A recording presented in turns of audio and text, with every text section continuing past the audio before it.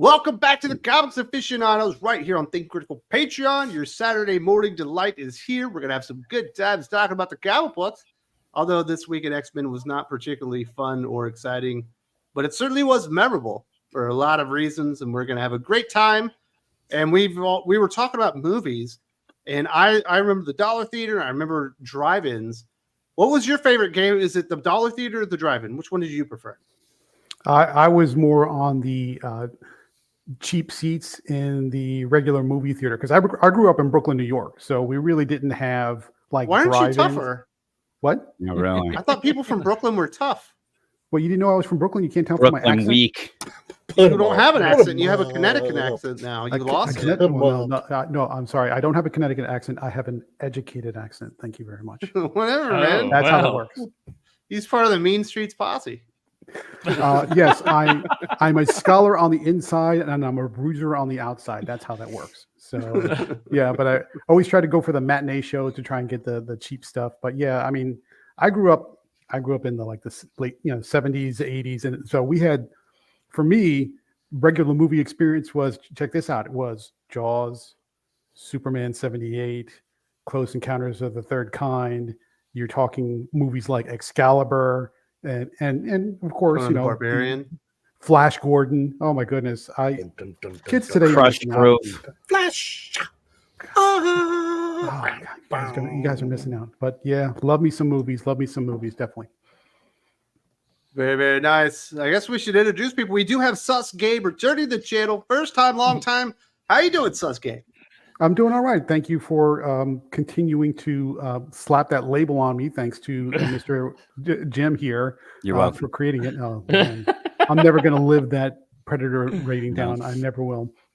Well, you're never going to live this absolute power Super Sun rating down. Did you give it like a 5.5? I don't remember what I gave it. I do so many reviews. There was a total sus number on that one. The art was great. The art is fantastic, but you got to take away points for that. And there are some pieces in there that have 7.2. Oh my god, it was worse. Wait, never mind. That's absolute power number 1. My bad. Yeah, no. There's no way I would have given that a 7 or anything even remotely close to a 7. It is a 5.5. There are pieces in there for potential, and I'm sure we're going to talk about that. Especially, I think you already did a video on that. John's relationship with Dreamer. I mean, there is some interesting drama that is ripe for exploration in that issue. So some of it is going to make a lot of people very unhappy. So I'm looking forward to seeing if they actually, they meaning DC, actually have a little bit of backbone and some cojones and actually try and do something with it, because I'd be very curious to see how that's reacted to by the I know Gabe's referring to him being in love with somebody who's dead, right? Yes. Is that what you mean? Necrophilia is what we're going for? Necrophilia is going strong with John. I think that's what he's alluding to. That's assuming she is dead.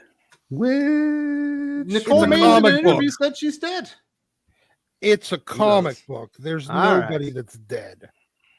Except Naomi. All right, Sus Gabe, what's going on with the channel? You're still doing the YouTubes and all the written reviews, right? Where should people be looking for Sus Gabe? All of the above. So we're putting out, I would say, 4 to 5 reviews per week. Written reviews on everything, on the socials, all that kind of good stuff. So if you do at Comical Opinions pretty much on any platform, you will find us there. And yeah, the YouTube is, right now we just passed 768, I think.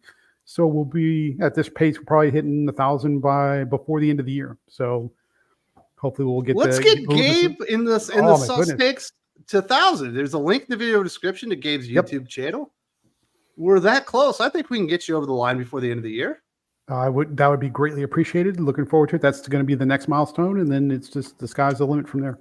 Let's do it. Yep. Very nice. And everything's been going well for you. Yeah, I think everything is going great. It's just so much happening within comics. I mean, just Jim and I were sort of DMing a little bit just yesterday about how much the volume of Marvel stuff that we're trying to track has literally doubled since From the Ashes started, because there are so many titles that are hitting you and people want to know about what's going on with Phoenix, what's going on with NYX, what's going on with this and that and the everything. And there's just so much to keep track of. It's literally drowning out every other Marvel title, which at this point really isn't that hard when you consider the quality of every other Marvel title at this point. But yeah, The good news it's is really starting to get most shows will overwhelming. be canceled by the end of the year. It's from the asses. I would say All the several of ideas. them will be canceled before the end of the year. That wouldn't surprise me at all. I'd say Yeah, most. so Most been are rough. getting canceled before the end of the year. Yeah, it's you think NYX is going past 10 issues? It's not. Which is going to get canceled first, NYX or Dazzler? well, Dazzler's a miniseries. I still think it might be canceled. But it might be 3 issues.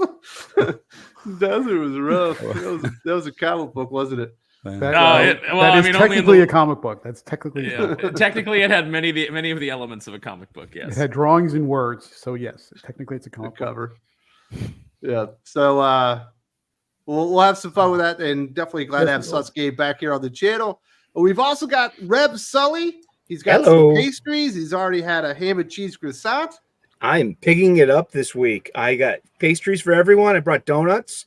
I got a jelly Danish. I ate the cheese Danish and the ham and cheese croissant. But we got a chocolate glazed and a plain donut. We got some fresh coffee for everyone. Welcome. Yes. How are you? I'm doing well. I'm doing well. I'm surprised you're so upbeat because you read a lot of these books that came out this week, and this is the worst week of the year this far. Comedy There were and so tragedy, many man. terrible books this week. It So was many awful. terrible books this week. And you know what? Dazzler #1 was not the worst of them all. It wasn't great, but I mean, by a long shot. But there were just so many stinkers out there, like the Venom War stuff.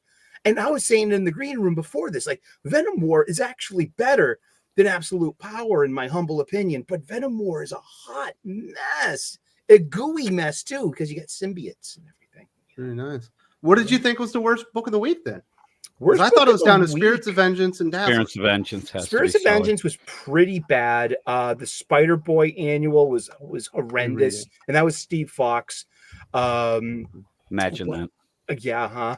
And I really didn't read that many DC comics, and this week, weren't many. so I can't really comment on that mess, But yeah, definitely maybe the Spider Boy annual, worst of the week. Yeah, Jim didn't read it. He was supposed to be our Spider Boy correspondent. dude. I'm not reading the annuals with that Infinity Oh, War okay. stuff Yeah. and Steve Fox. I didn't even know it. I didn't even get as far as seeing it was Steve Fox. That I would have actually read it like in the minus. I would have forgot it existed. So. Mhm. It's I mean, bad. Deadpool 6 was terrible this week too. Yeah, My I own- stopped yeah. reading Deadpool a while ago. But we'll get you a smile on Rev Sully's face soon enough. I got a He'll big be one, happy yeah. again. Exactly. Cool. Also, beans. return to the channel. We do have Weird Science Jim Yep. with his Weird Science Life. How things, Jim? You didn't get any fights this week, did you? Nope, no fights. I'm kind of here, kind of on my own. So if I'm going to fight, it's with people on YouTube Yourself? or myself. But yeah, I realized this week was really bad because Gabe gave a couple things too high a score. That always shows you there's trouble. But also Sully, who is usually my ray of sunshine, sending me his takes on these books, and I keep getting things in. And when Sully says this book is okay, that means shit has hit the fan. Like a 3 out of 10. usually, oh my god, it's We like, have a few this good ones book this week. isn't but- that great, but I like the onomatopoeia. That's what we got a lot of this week, and it did get me down. And then me and Wes had to talk about all those, which we try to have fun, but it just it's like a slap in the face. It keeps reminding you, oh god, these things weren't that great this week. It was kind of a rough week. Rough. But I end up, when I realized that, unlike Sus Gabe, he didn't realize what you have to do is do dirty songs and do that. So I'll keep pushing that. Just to point out, I just passed 22,000 subscribers on the YouTube channel in like 2 months. So that's comics, Congratulations. momics. Go to the dirty songs. You can get Gabe millions is way of- too wholesome for dirty songs. That is true. That is true. Like such hits this week. I had Horsecock. Some other classics. Did you write a song about Tim Walsh? I Horse did, cock, yeah. baby Yeah. horse Yeah. cock. Yeah, it's a Horse 60s cock. hit. I think you'd like it. But yeah, I did a couple things like that. That's the fun of the week. There you go. Well, I'm glad you're having fun, Jim. Yeah, because I don't try have it. a dirty songs channel, so I'm No, just I kinda need stuck here. something. That's like that's the reprieve. That's my therapy. Doing weird songs. Very nice. What's it gonna cost people to have you write a song about something really dirty and put it on your YouTube channel for people? What are you charging? Something really dirty. I'd have that is by individual deal, but it'd probably be pretty cheap. I'd probably be like like $10 or so. Like whatever. Give me an idea, it'll be on. In fact, Aaron, it doesn't even quite realize. Jim will run with it. Aaron doesn't realize that 3 songs have come from things that he said during this here Aficionados podcast a couple of times. Like, what was it? Dump and I forget the one. It was Hump and Dump. Yeah, hump and dump. That was one thing he said, and I made that song within 10 minutes. It wrote itself. Wrote itself. I'm glad that I'm memeable. Yes, you are. Very nice. We've also got the doctor in the house. How you doing, Doc? We just reviewed Dazzler #1. That was a lot of fun. And then we talked about all the new X-Men books to replace the ones that are going to be canceled soon. Yes, we most certainly did. And God, it's like this endless stream of comic book diarrhea. It's like the entire comic book diarrhea. Next song on Jim's channel. I know. It's like half written already. The entire X-Men line has the fucking runs, and it's just it never fucking ends. They're gonna keep, because none of these books are lasting. I mean, come on. There's like 2 or 3. And I called this literally at the moment they announced them, when they had like 9 announced. I'm like, all right, probably okay. Questionable, DOA, probably okay, DOA, questionable, DOA. They were all dead on fucking arrival. And that's where we're at now. And they just got to keep announcing books, because they still have to have like 12 books a month to satisfy marketing, to satisfy David Gabriel, because God forbid they actually write a book that, I don't know, sells 100,000 copies a month regularly. That's a fucking pipe dream. No, they gotta put out 5, 20,000 unit sellers to get the equivalent of 1 book that they used to get on a random issue of X-Men in the early 2000s that didn't even matter. Dazzler, though, is it's a beautiful disaster. It's the worst comic I have read in a good number of years.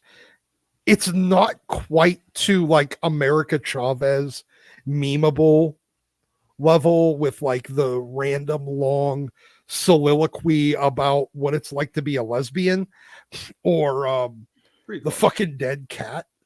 It doesn't quite get there, but it's so bad. When you hear statements like when somebody says this isn't made for you, Dazzler #1 is that statement taken to the utmost extreme. Yes, that is a comic that is literally made for 5 people. It is so mind-crushingly boring.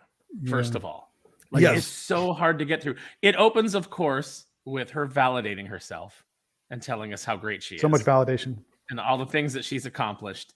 And it's sad because the artist actually looks like kind of like early Mark Bagley. And I guess this is his first book. And it's like, man, to get into Marvel and to have your first book be this, where it is literally just a couple of singing scenes and then people standing around talking the rest of the book.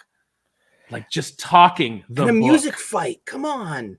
The songs. The songs that were written for this are oh my God. Like you got Dazzler fighting Scorpiona. Here, you know what? This book, somebody needs to find Jason Liu and then beat him with a Grammy. Like take a Grammy and you're calling for violence. You can't do that. In Minecraft. Metaphorically beating in Minecraft. Yes. In Minecraft. In Minecraft. Jeez. Yes. Did you guys notice that for violence? Did you guys notice that the captions were shaded in the trans flag colors? Every single caption is a trans flag. Every single one. Yes. The entire all of Dazzler is all right, nothing. Before we get to that, we do have some other things to get through. We got some house cleaning. I do want to give a big warm shout out to our new Thinking Critical Patreon backers. Really appreciate that. If you enjoy what we're doing here and you want lots of extra podcasts and bonus material like videos, there's the link in the video description. But thank you very much to Patrick McNerney, aka the Loch Ness Protector of Caledonia Bay, returning to Think Critical Patreon, as well as Brad Frederick, the Phantom Hero himself, Protector of the Invisible Isler. And certainly thank you very much to Jacob Z, the Centurion, Protector of the Cellodrome. If you would like a shout out to be part of one of the producers of the channel, you go to Patreon, you support us there, and you get your own hero name, you get a place to protect, and you get awesome bonus stuff like submitting questions to Doc and I. You get the Geek Fix with Aaron and I. You get the Hot or Not podcast with Jim and I. So we got lots of awesome stuff going on there. But we are not done. We also want to give a very big thank you to TCM Press for sponsoring today's show. I need to take down that banner because it is hiding the wonderful art that we do have here. Well, there we go. From Steve Finkel, owner of the Comic Mint, comes TCM Press. TCM Press will be debuting 3 series at New York Comic Con this year. Silent Night, a femme fatale espionage story created by Steve Finkel and Thiago da Silva, written by Dolan Waddick, art by Omar Zaldivar and Luis Zavala, and edited by Aaron Sparrow himself. Depths of Valor, World War II epic action series, created by Steve Finkel, written by Dolan Waddick, art by Nate Watson and Luis Zavala, edited by Aaron Sparrow. Finally, we have Unholy Nightmare, superhero horror story created by Dolan Waddick and Aurelio Mazzara, written by Dolan Waddick, art by Aurelio Mazzara, and edited by Aaron Sparrow himself. Copies will be limited to 100 total for each title, and there will be a limited pre-sale before New York Comic Con comes up. Sign up so you do not miss out on the boldest and bravest new publisher with the boldest creators. And there is a link in the video description if you want to do that sign up, but there's also some text at the bottom scrolling that will also give you that there as well. And we certainly do need to say a hello to Mr. Sparrow, that's part of the TCM Press team, editing all the books. Are you excited for New York Comic Con? I am. I'm psyched for New York Comic Con. It's been 2 years since I've been there. It'll be nice to see all my East Coast peeps. Looking forward to having a good time. And what can people expect out of these books? Is this the best work of your life, Aaron? Or are you half-assing it? I never half-ass it. That's my. He's got no half-ass. No, you never half-ass. You got a whole ass. Always whole ass one thing. Yeah, you got a whole ass. One butt cheek. One butt cheek. So no, I mean, actually, I have not had to do nearly as much editorial work on these titles as previous titles that I've worked on because Drew is like doing the best work of his life. So it's just been minor grammatical notes, different art notes and things like that. It's been a really smooth ride on this. The books are really, really good. They're gorgeous. They've got gorgeous interior art. They've got gorgeous covers. Really proud of what we're doing over at TCM. It's been a lot of fun. And I'm just really thankful for the opportunity to do some different kind of books. And if people see you at New York Comic Con at the TCM booth or, doing your promotion for Kneel Before Doomface, they want to give you a hug because they love you so much, Aaron. Is that allowed? Are you in like a no toucher? No, that's allowed. Just ask first. Like, don't just seize me. No. What about coverage? I mean, can I go for coverage? It's one cheek. Things have to be negotiated. Yeah, maybe one cheek. Why not? But no, I will have some Kneel Before Doomface prints. We will have an exclusive Unholy Nightmare cover that features a Doomface versus Recluse cover. So there will be some Doomface stuff there on display. And if you are and available for purchase, if you are signed up on the mailing list, you will have an opportunity to purchase that stuff as well, even if you're not attending. So go over to Neil. So shoot an email over to kneelbeforedoomface@gmail.com and get on the mailing list. Absolutely. Definitely go out there and support TCM Press, the newest publisher out there, and support your Thinking Critical family because Dolan Waddick is in fact Drew, who I'll be talking about later in the evening. Talk about Best of the Week, and obviously Aaron is a big part of this. And I imagine we're going to have some other friends working on a lot of these projects. So very exciting stuff, and congratulations to everybody there. Aaron, how's life treating you? Are you doing all right? I'm doing all right. I can't complain. You have a full plate. You've been editing so much stuff. Yeah, I've got a full plate. I'm exhausted all the time. Everything hurts and I'm dying. The horrors persist, and so do I. No, everything's going as well as can be expected. Nothing's ever fully in alignment. Aww. But things are good. That's awesome. You know what upsets me, Aaron? Is you're the jolliest man that I know. No one loves Christmas more than Aaron Sparrow, and you're not going to put up a Christmas tree this year. No, I said I'm not sure if I'm going to do it. I'm not sure if I'm going to decorate this year. Your Christmas tree is supposed to be up until June. Yeah, well, I mean, it was, but now it's down, and I don't know if I want to put it up again.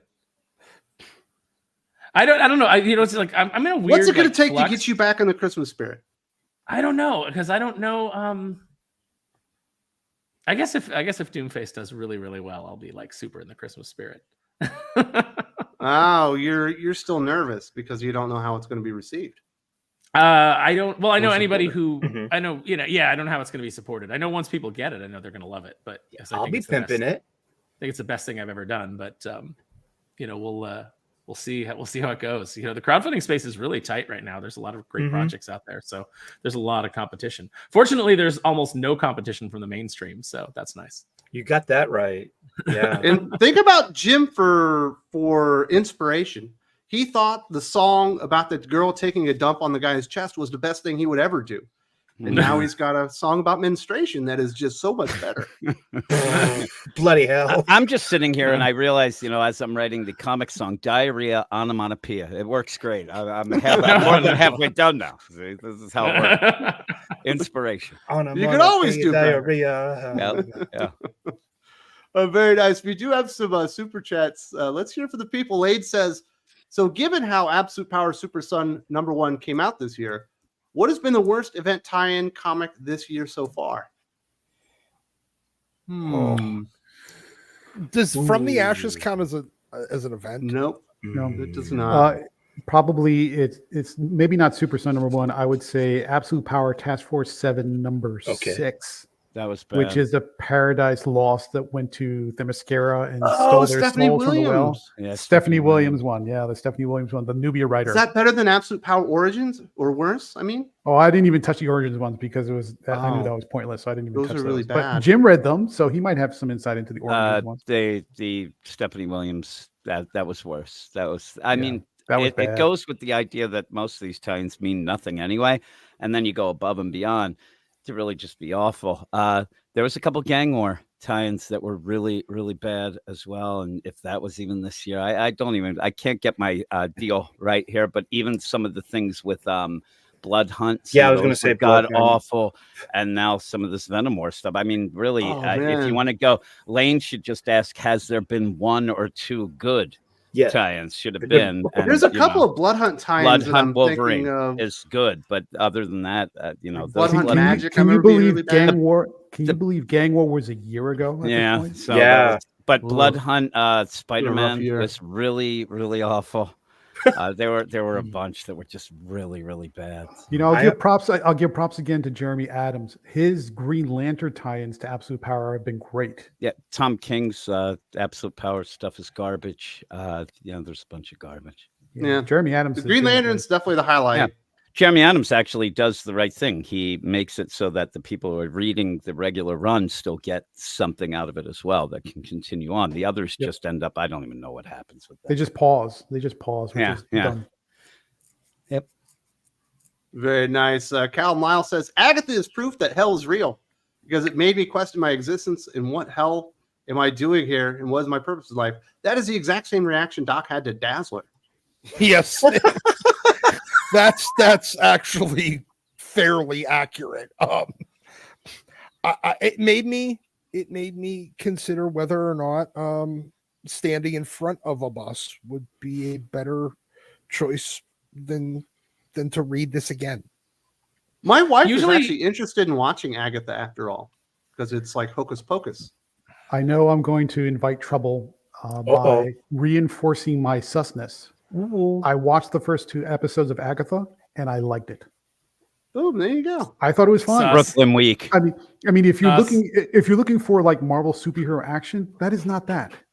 But if you just like, because I'm also a horror guy too. I love horror, supernatural, all that kind of stuff. If you just want to like a kind of a well-acted, well-produced show that's about witches, that's what you get. I mean, the acting's good, the sets are good, production quality is good, the story concept is interesting. It all sort of worked. If you're trying to tie it into the Avengers, don't do that because you're misplacing your expectation. But if you just take it for what it is on its own, just for what it's trying to be, I was entertained. I'd like to remind everybody my at wife this might point. watch it. She's excited. I'd like to Come remind on. everybody at this point Come on. that Gabe did give a good review to Dynamite's Darkwing Duck #1. So There it Yeah. is. There it is. There it is. I knew it. One of the hardest things one of the hardest things for a reviewer to do, and I am by no means perfect at this, is you have to go in with as low to zero expectations about a comic or show or a movie or whatever else. You just have to take it for what it is. I think if you take Agatha for what it is and what it's trying to do, then it's perfectly fine. I mean, that genre of storytelling may not be everybody's cup of tea, and that's okay. But it's by no means a bad show. And that's okay. I'm just tired. I'm just tired of Disney trying to Disney. This all sounds sus. Where's my shill pin? There like you go. Dazzler does what it does, and it's trying to do something that it still sucks. So, Wait, I'm going to fix this right now. Hold on.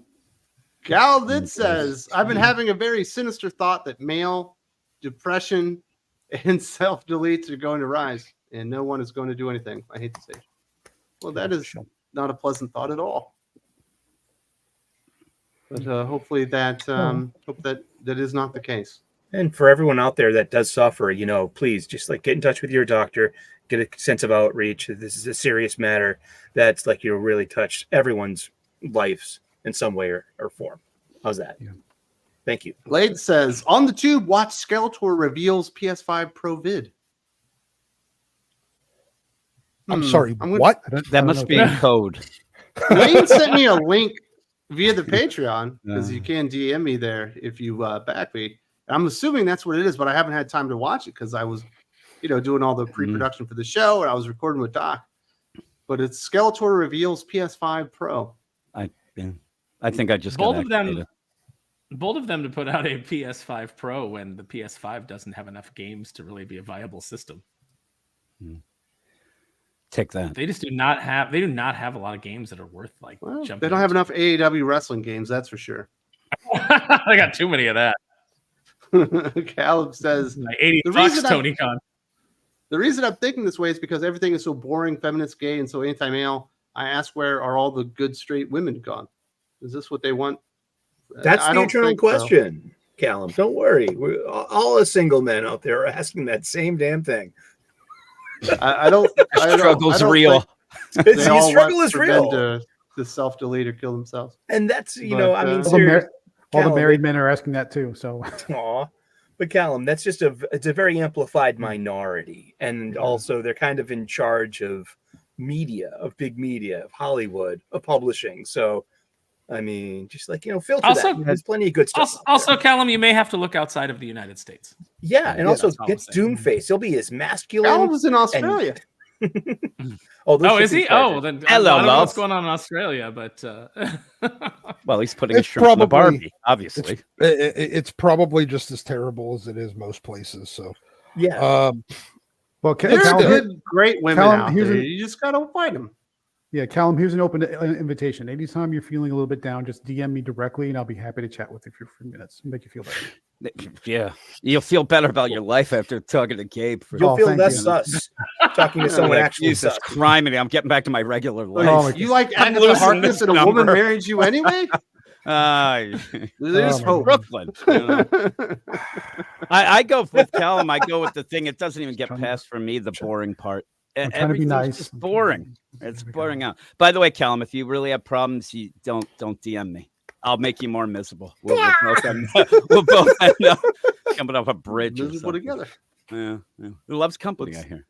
But certainly, open invitation if you're ever feeling down. DM me as well, brother. I'm following you on the old the Twitters. Adam Frey, Marvel's 2020 Star Wars line ended this week. And I'm not continuing into 2025. They haven't sold me they can do anything good original anymore. Ooh, yes, he's got Yeah, that right. I was going to read Darth Vader 50, but I just didn't have the did. time. It didn't seem important enough. Yeah. Was it good? Didn't suck. It was okay. I don't like Greg Pak either. He's got me blocked on Twitter. But Greg Pak. 'Cause he's Oh, great. It's sorry. Pak. That's why you did he ended mention? up why Did he he mention blocked that me. he's? blocking Did he him. mention that he's? Did he mention that he's Korean? Yeah. Did he mention He that? does a lot. Let him I- restate that. I lived in Korea, and that's how you Uh-huh. pronounce the name. Yeah. it's got plenty of member berries in it. We got Sabe, who was Keira Knightley's character in Phantom Menace. The faithful decoy, and then you got Kitster, Anakin's best friend growing up, the failed high five with Greedo. I that love the high famous thing. five. I love that. But once I saw that yeah. Keira Knightley character show up in the very first issue of Darth Vader from Greg Pak is when I stopped reading it. Yeah. I'm not even Star- joking. I was like, Of what all the those fuck is books- Padme doing here? I was like, fucking. Star never Wars is mind. one of the very few properties that have failed both in television, or I should say television, film, and comics. all at the same time. No, I mean we should give a special award to Kathleen Kennedy. That is impressive. Yes. That To is- take such a golden goose. The brand the of Star Wars brands. The books, golden goose. They were The okay. roast goose. They were okay at the beginning of this, though, and they ended up going on too long. They ended up extending some things, like the Afra book was really bullcrap after a while, but the Bounty Hunters book was good. And Until they Greg did Pak- the event. It started good. and That Bounty they Hunter had. War was not great. Well, that's Terrible. the thing. They ended up bragging about having like the biggest events in Star Wars comic history, and it ruined it. It ended up where a lot of people bailed. I said I even had a Star Wars comics podcast that was doing really, actually pretty good. I just bailed because I couldn't take the books anymore. I couldn't even like fake the funk with it. It was just they were so bad. And I'm with Wes. I was going to read Darth Vader and Star Wars 50 just to see how it ended. And I kind of started and I was like, nah, screw it. But I am, unlike Adam, I'm going to check out the new, when they come out, I'm going to check out the new ones and give it a chance. But fingers crossed. I'm Battle for Jakku. not expecting much. I'm not expecting much at all. So maybe like Gabe said about the reviews, you go in, don't expect much, see what it is. But I worry. I worry because, again, I need something Star Wars in my life, and I just don't have it right now. Watch Andor. It's good. Is anybody truly excited? Get your Andor up your butt. I did not like Andor. The thing is, I can't watch a TV show That's or a movie. Sasuke. Anymore. I'm Watch done. Andor. I did not like All Andor. right. So Oh wait, there was a lot Gabe of didn't bla- like there was a Andor. lot- I'm gonna like it. There is a lot of bad plot in Andor. Oh wait, There's Gabe a didn't lot like of it. bad All right, I'm now watching it as we speak. Because I'm a plot and structure guy. If your plot and structure is bad, I'm not going to like it. Andor's That got a sounds like lot you of gotta get bad plot checked. stuff going on. I can't. Stuff that goes nowhere. People ask me a lot, like, "Hey, what do you think of, say, Agatha and stuff like that?" I'll tell everybody I cannot sit and watch anything more than like 10 minutes anymore. My whole deal, I can't. TikTok focus enough. killed you. Yeah, no, it's just everything. Life killed me. But I end up, if I try to watch a show and I'm really into it, I'll watch like 2 episodes and then I'll just bail. I just can't do it. But I try. What about I the High tried. Republic? Isn't anybody excited for the High Republic? High Republic Isn't that already phase, dead? High Republic Phase 3 is not all that bad. I've been reading all of it since Shadows of Starlight. Why? It's Why because are you doing they're in a this? pirate. They're in a digital Because he's pirate Sully. jet. Why And don't you I'm love reading- yourself? I read all the Dark Droids tie-in. I could not tell you it's what so happened. bad. It was so awful. Speaking of which, those are pretty bad tie-ins as well. That's Yeah, just, that's a good- like, no, we that's my forgot about answer. those. I hereby turn over my sus title to Sully. There is nobody who- Aw, if you sus- willingly subject yourself to the High Republic for an extended period of time, no, I'm Well, sorry. I mean, you get it. as the Star Wars titles go at Marvel right now, with all 7 of their editors, it is the most Star Warsy, and it's the most entertaining. I read all of the Star Wars comics. That Did come you my way. read Acolyte Kelnaka #1? I did. And it was You a did read perfect. that. Gavin Scott. I wrote love that. it. I laughed And so hard in that book We got when the reveal that he tattooed his head like his fucking Padawan. Yeah. So you got a big bear man with like fucking tats going down the side of his Totally. head. Who I doesn't was like, speak? That's a great. crying.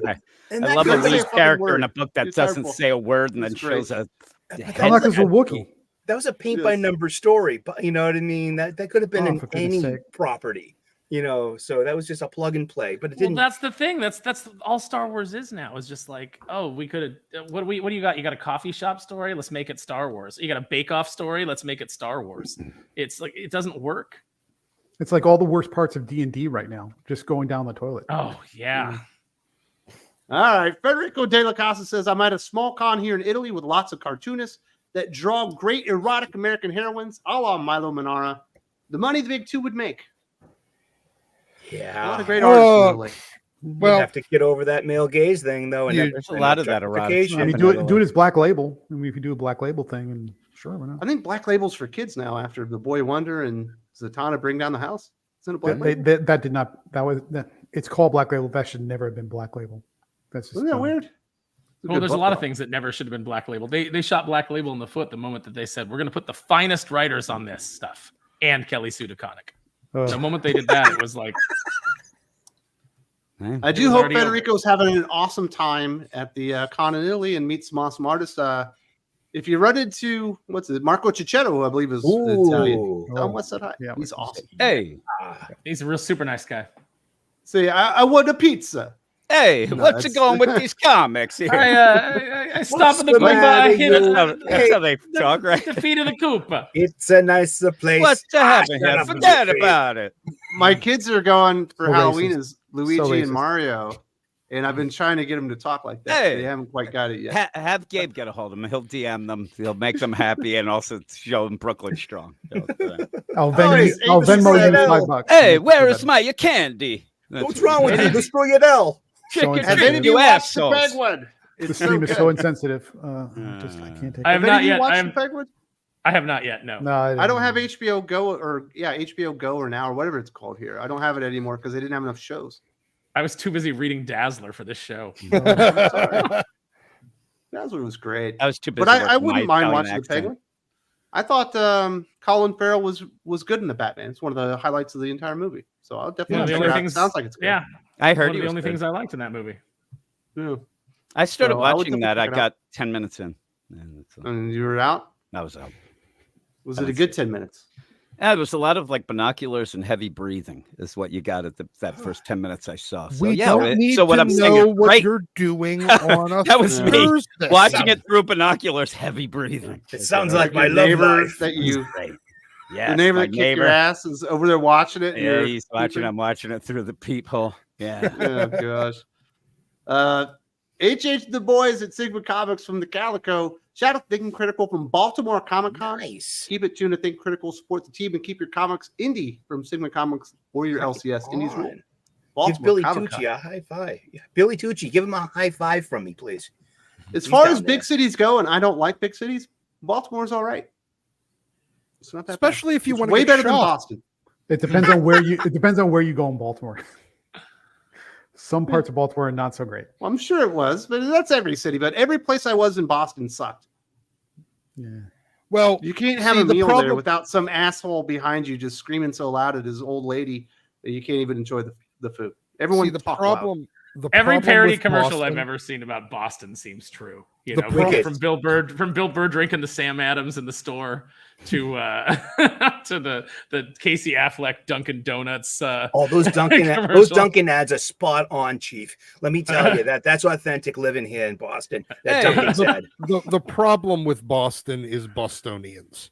I have been Yeah. on a 25-year long Uh-huh. side project to figure out a biological agent Uh-huh. that would eliminate Bostonians. That's great. I've already looked at the calendar, Doc. I think I'm going to go to Pittsburgh on March the 1st to see my Bruins play your Penguins. Want to all go? right. That's cool. Yeah, Oh. I'm down. Okay. I just might do There we that. go. Wraith X7. If Agatha has more scenes with Han walking around naked and adds in some hot lesbian sex scenes, this show will be a smash hit. I don't It know if is that's on true. Disney Plus. There's a scene where she's walking around naked and you get some butt shot there. I mean, Yeah. You get some it was cheeks. She's age she was appropriate, naked. beautiful. She was for me, naked. I mean, which is odd for a Disney Plus show. And honestly, her nudity was unnecessary for the scene. They didn't have to do it that way, but fine, okay, whatever. And she's Leave a it to great Sus actress. Gabe to think about it from an artistic perspective. That's what I do. You And she's a read great the- actress. Catherine you Hahn's a read- great actress. I thought it was You Jessica read Hahn. Playboy for the articles, didn't you? Absolutely. No.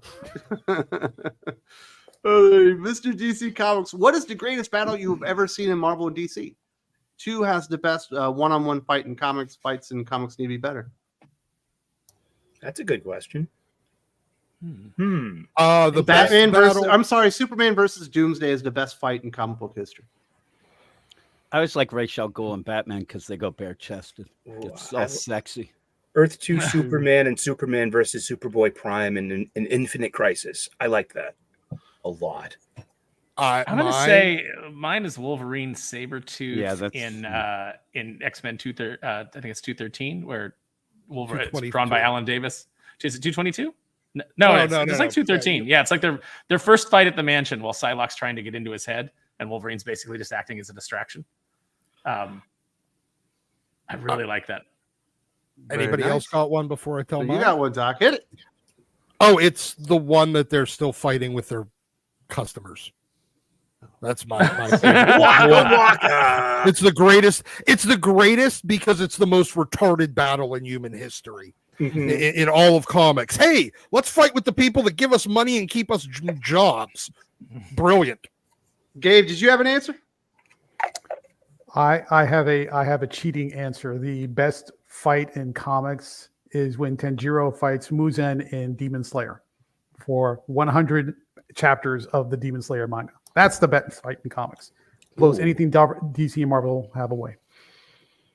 Bad. Cal Lyle says the women over here are so overweight. Australia is literally a single man's country. I still don't know what my purpose is.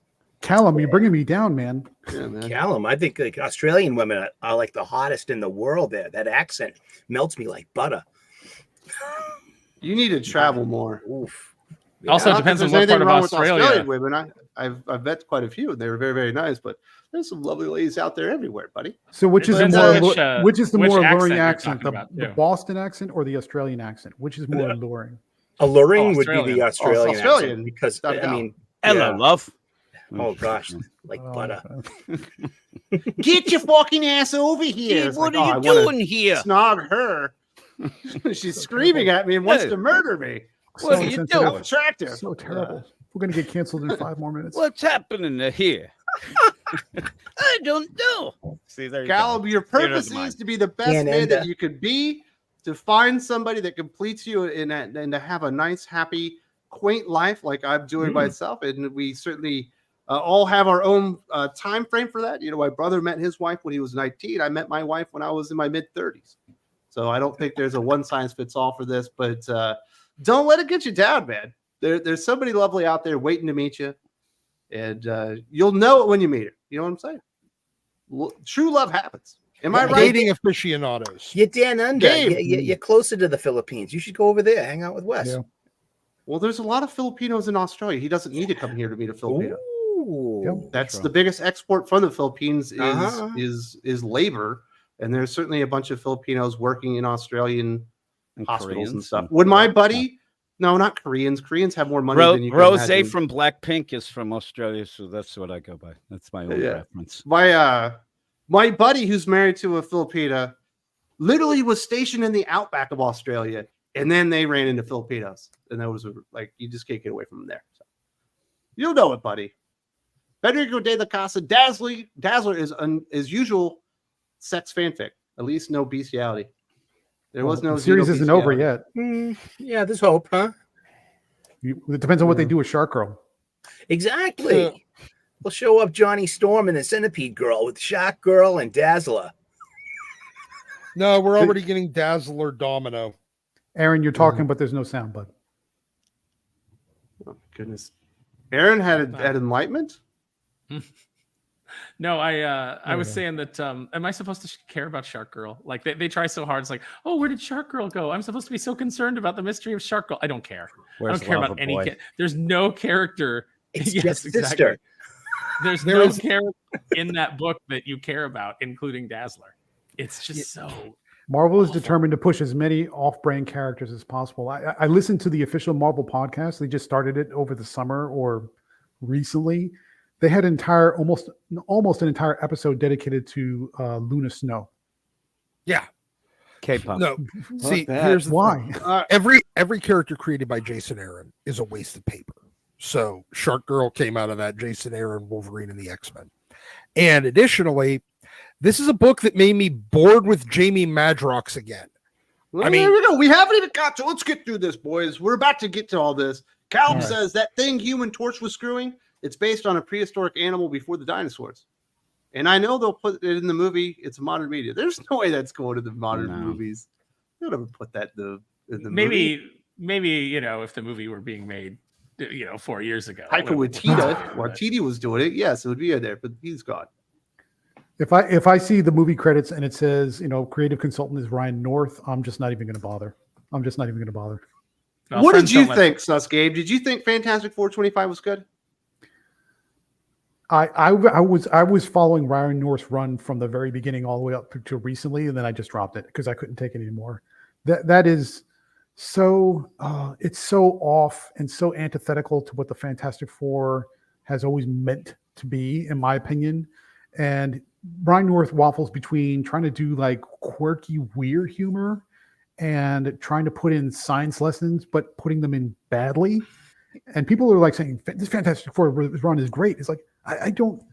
You have to. I don't know if you need like sometimes you have to lower your cognitive abilities to enjoy something to that degree. But it doesn't make any sense. So I read it because I knew it came up and it was the topic. But man, North's run is just not good. It is just not good, and I don't know what people are smoking when they say it is. So, I mean, what are you smoking, Sully? The goods. I'm on gummies now. I don't inhale. I liked Ryan North's Blood Hunt tie-ins. I thought those were really strong Reed Richards Really, I thought hero stories. those were really bad. We But left those him don't count as sale? those don't count as the main run though, because they were so tangential to the. And a main few of title. them were okay. Like Ben coming to terms with the dog was cute. I thought that was fun, and I liked that. It was fun for me. You know, what You I mean? can It tell doesn't the have to be book serious. sucks when you start talking about you talk Johnny Storm slugs and Ben Grimm with a dog. Like these are the big storylines. Lane How says about the big- Doctor Doom? Yeah, go ahead. Never mind. The big two are now like clones of Bruce Lee. The Yard, Dynamite Pub #1, Dynamite Pub 2, Dynamite Pub 3. Let's do variant covers all the time. Sure. I mean, also over like on Skybound. I mean, Transformers #1 just had its 8th printing, and then I went to its page at I counted there was like 73 different covers for that. And they're all Imagine being the Shitload of completest, covers. dude. It would be very difficult. Finally, Caleb says, "Sorry, I don't think I'm worthy or deserve love because I have zero No. experience, and like I said, media has destroyed self-esteem, and all the women are gay now." The last minute. Not all the True. women I are mean, gay. That's in the comics they are, or maybe in TV, but in the real no, world, there's it's more like of a 94%. Still straight, man. man. Everybody's worthy of love, Callum. Come on, man. Don't Absolutely, get down. buddy. You know what? I'll see. Now, I would say that none of us are worthy of or deserve love, but yet we still find it. So, I believe in gratitude, and once you focus on what you got, you tend to not focus on what you don't have. And I don't know. You can be blessed and grateful. Just embrace gratitude. yeah, Seriously. no, Callum, you wake up every day, and if instead of focusing on the negative, if you think of like 5 things that you're grateful for, and you don't doom scroll on your phone right away, and maybe you go outside for like 30 minutes and just soak up some sun, that'll go a long way towards kind of changing your perspective on your day. It's just little simple things. There's so many distractions, and it's designed that way. The world wants you fat and depressed and giving up. That's what the world wants. So don't give in. Don't let them win. And Aaron, I know you have your down moments as too. It is a struggle. I've been through these things too, where you think things can never get worse and stuff like that. But it's just a point of view or a frame of mind that you're in. There's always no. I mean, there was a point. We've talked about it on the show before. There was a point around 2010 where I was really thinking of self-deleting and actually was standing on the bridge. And if I would have done it, there's so many wonderful things that have happened since then that I would have missed out on. So there's always a brighter tomorrow. There's always something else around the corner. Everything in life has peaks and valleys, man. I'm glad you're still here, Aaron. I got to know you. Thank you, Sully. Absolutely. Yeah. So, buddy, I understand, we go through hard times, and I'm not saying that you're not going through legitimate hard times, but you got to stay strong because they want you to be weak, and you can't let them win. And to be the best person you need to be. Ask yourself, what would Colonel Silverstreak do? He would retoxify masculinity, baby. That's what he would do. reach out for or reach out for help wherever you can get it. Just say, "Hey, I need help." Raise your hand. Whatever, man. We'll yeah, help. I mean, we're all accessible. So except maybe Jim. My family. Mm-hmm. Jim will just tell you, have you tried getting into a fight with a neighbor? That usually works for me. Jim Have will you tell you listened how to he Sus almost Records? died. Your manhood. Oh my goodness. Tommy reviews Hail Comics Aficionados en route to Baltimore Comic-Con and getting some books signed by Shane Davis and John Malin. Cool. Aaron, did you see the Monster Hunter Transformers Optimus Prime figure? It looks awesome as Rathalos. Yeah, it looks really good. There's so much coming out right now, and it's like, oh, stop, slow down, guys, slow down. I can't do all this. What are you doing to me? If you're in Baltimore Comic-Con, make sure you stop by Sigma Comics and say hi to HH for all of us here. And he'll probably end up selling you on some calico. But that's really awesome. They got so many good toys now, Aaron. We talk about the toys every week on the Geek Fix. And, half the time you're like, well, I would like that, but it's just, there's too many good things to buy for me to even do that now. Yeah, it's way too much. But I try. I give it my solid best. We have a lot of fun. And thank you very much to Tommy. I hope you get to see everybody that you want to and have a good time in Baltimore. That'll be a lot of fun. Yeah, and CHH Germain. And seriously, he's one of the hardest working people in independent comic books, and he's a great guy. Tell him we all said hi. Absolutely. But I am declaring this. This is the week that X-Men from the Ashes just died. You did get Dazzler #1, X-Men #4, X-Factor #2, Ultimate X-Men, whatever number that is. And I guess we still got Wolverine Deep Cut. But, with somebody that's covering comic books and writing reviews on these, Gabe, Yep. Even as sus as you are, there's no way you can find a silver lining on this. This week was absolute garbage. I am struggling. Because for the longest time, I just stayed away from the X titles because the Krakoan era, after a point, just became so impenetrable as far as death and resurrection being meaningless, everything that was going on with Orcus, everything that was going on with the Quiet Council. It just became untenable. There's just no way to jump in and actually gain some enjoyment of it. And then when they started doing stupid events like the 10 of Swords and doing all those kinds of different that just went nowhere and accomplished nothing, it just became a mess. And I said, I swore off. Tom Brevoort comes in from the Ashes era, clean start. We're going to jump right back into it. We'll not necessarily return to form, but just more not Krakoa is probably the better way to look at it. And so far, I would say at least half of it, they've kind of done that. X-Men, Uncanny X-Men, NYX, they're not on Krakoa. They're doing their own thing. They're sort of trying to forge their own paths, which is fine. That's a good way to go. But almost all of those titles with the main core teams are still kind of, I would say, mourning or pining for what Krakoa could have been. And so that stink of the Krakoan era still lingers. That stink of Jordan White still lingers. And so now you have the teams trying to forge their own path. And they'll say, okay, we need kind of get them going in the right direction. And what do we get? We get Jed McKay, who is really up and down and can't write compelling villains to save his life.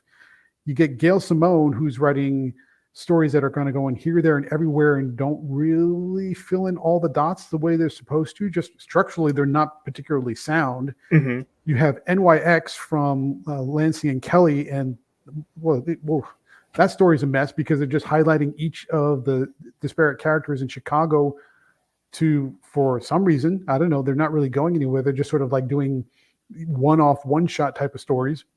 You have X Factor, which is Mark Russell's umpteenth attempt at being satirically funny and failing for the umpteenth time.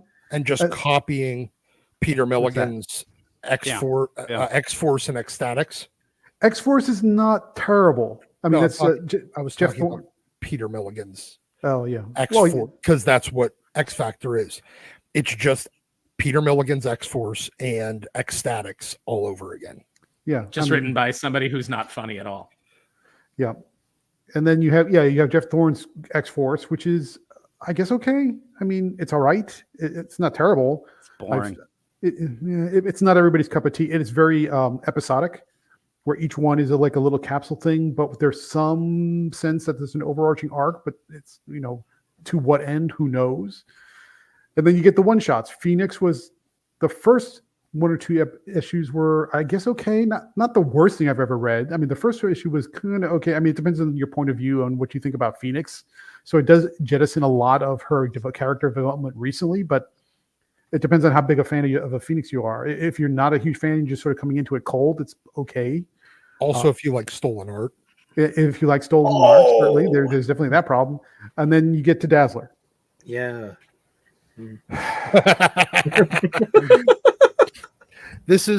Dazzler is the worst comic I have read in well over a decade.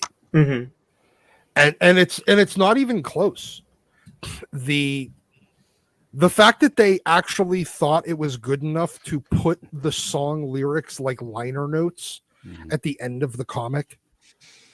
Why? So we could mock them easier? Oh, they're so bad. They're so bad. They should have hired Jim. I know. Like Good idea. Like there is diarrhea onomatopoeia. There is zero like depth to these lyrics. Yeah, it's like a Taylor Swift song. Exactly. This How is dare Dazzler. you. This is Dazzler. This is Alison Blair through that Taylor Swift lens of and definitely. a continuation of, because for the last 15 years they've tried to turn Dazzler into first Lady Gaga, and then when Lady Gaga fell off and got replaced by Taylor How Swift, dare you. now she's Taylor Swift. But it's the same fucking thing. And remember when And she's she in was her just disco Dazzler. Dazzler. She's in her disco Dazzler outfit again. I mean, I know she gets a new costume at the end, but like she's doing the disco Dazzler thing, and I'm like, who would this appeal? Like this is not- Spoilers, Aaron. Gee. There's nothing here to spoil. No. Yeah, I mean, this Because there's no story. right, because Dazzler predates Gaga and Taylor Swift by at least a decade. I mean, she's older than both of them. She's So you're older saying than she should them. be on the Summers. First No, she's appearance was 1980. She appeared in 1980, so she's definitely older. She's than, actually older than them. Like, She's They're- Deborah Harry. That's what I'm saying. yeah, well, that's yeah, closer. originally she was She was more like Olivia Newton-John. she was originally like Olivia Newton. She was Olivia Yeah. Newton-John. Then in the 80s, they turned her into Debbie Harry. Yeah. And then she vanished because after she went through the siege, she ended up in the Mojo verse with running around with Longshot for a while and they were married and everything. And then when Chris Claremont did that new Excalibur series it wasn't Chris. It was somebody else that did the new Excalibur series. He did the regular Excalibur series after the one that was on Genosha, the one where Callisto had octopus arms. But she still was just like, you didn't see her for a while because she was kind of a joke in like the Marvel Universe's music scene. Like if there was a music scene in the Marvel Universe, she would have been, that, flopping pop star that's no longer relevant. And now suddenly she's the biggest pop star in the world. Well, at least she's got a great new catchphrase of "bling wing ding." Yes, At least bling. that was repeatedly. was that a catchphrase or a lyric? No, I couldn't figure was it It's out. a lyric, but they were using it like they keep God. using it like it's this great moment, and it's just. And then Scorpia attacks for no real good reason, so that we can get a flashback of Domino and her super butch haircut, like teaching Dazzler self-defense, and then yanking her face right into her crotch. And she's defeated for no real reason. She just sort of passes out with Yes. and then we get the Out and Proud song, so it's all worth it. That is the most on the nose lyrics in the history of lyrics. So all right. So we said it before. I mean, people will say things like, this wasn't made for you. Okay, I on this one, I will take that. This definitely was not made for me. Dazzler was not made for me at all. But it was made for about 5 people, and that's the problem. Is if you're gonna stuff shelf space with comics that are made for 5 people, then you're doing something wrong. I'm sorry, Tom Brevoort, you're doing something wrong there. Remember, Brevoort signed off on that issue. Right. They didn't just publish it because John Lowe wrote it. He's He the signed off reenactor. there. Listen, Tom Brevoort is basically the Joe Biden of Marvel right now. Like him signing off on something means nothing. Yeah, he signs anything that they put on his desk. This comic was written for Jason Liu, for Annalise Biss, for sadly not for the artist, because I feel bad for them. The art's pretty good. Probably some other associate editor, and for probably a colorist. That's who it was created for. It was created for a part of the creative team. That's it. And those are the only 5 people that should buy this comic. It was created to fill a slot on a on a necessary amount of titles that you had to have out because exactly. I mean, it's out there to just like throw a couple, throw a beautiful Terry Dodson cover on it and hope for the best. And they were so proud of this that they put the stupid song lyrics in the back. Let me just read some of these great lyrics. And he wrote lyrics by Jason Liu and Allison Blair. Very cute, right? Very cute. Homo superior, they say, with powers beyond compare. Okay, so they're the gummy bears already. He's ripping off the gummy bears song. Homo superior, here and there and everywhere.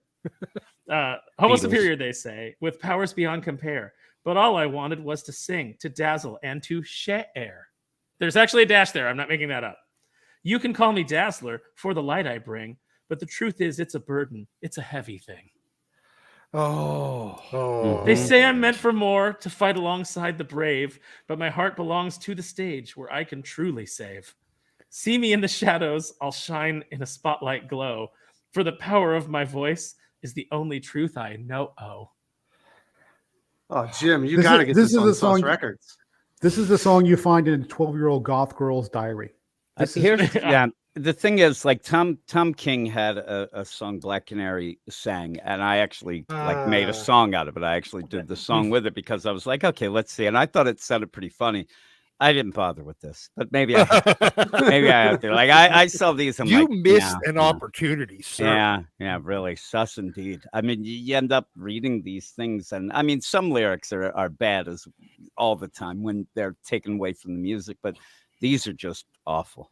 Awful. I thought the worst lyrics I ever heard in a song were P. Diddy's "I'm Coming Home."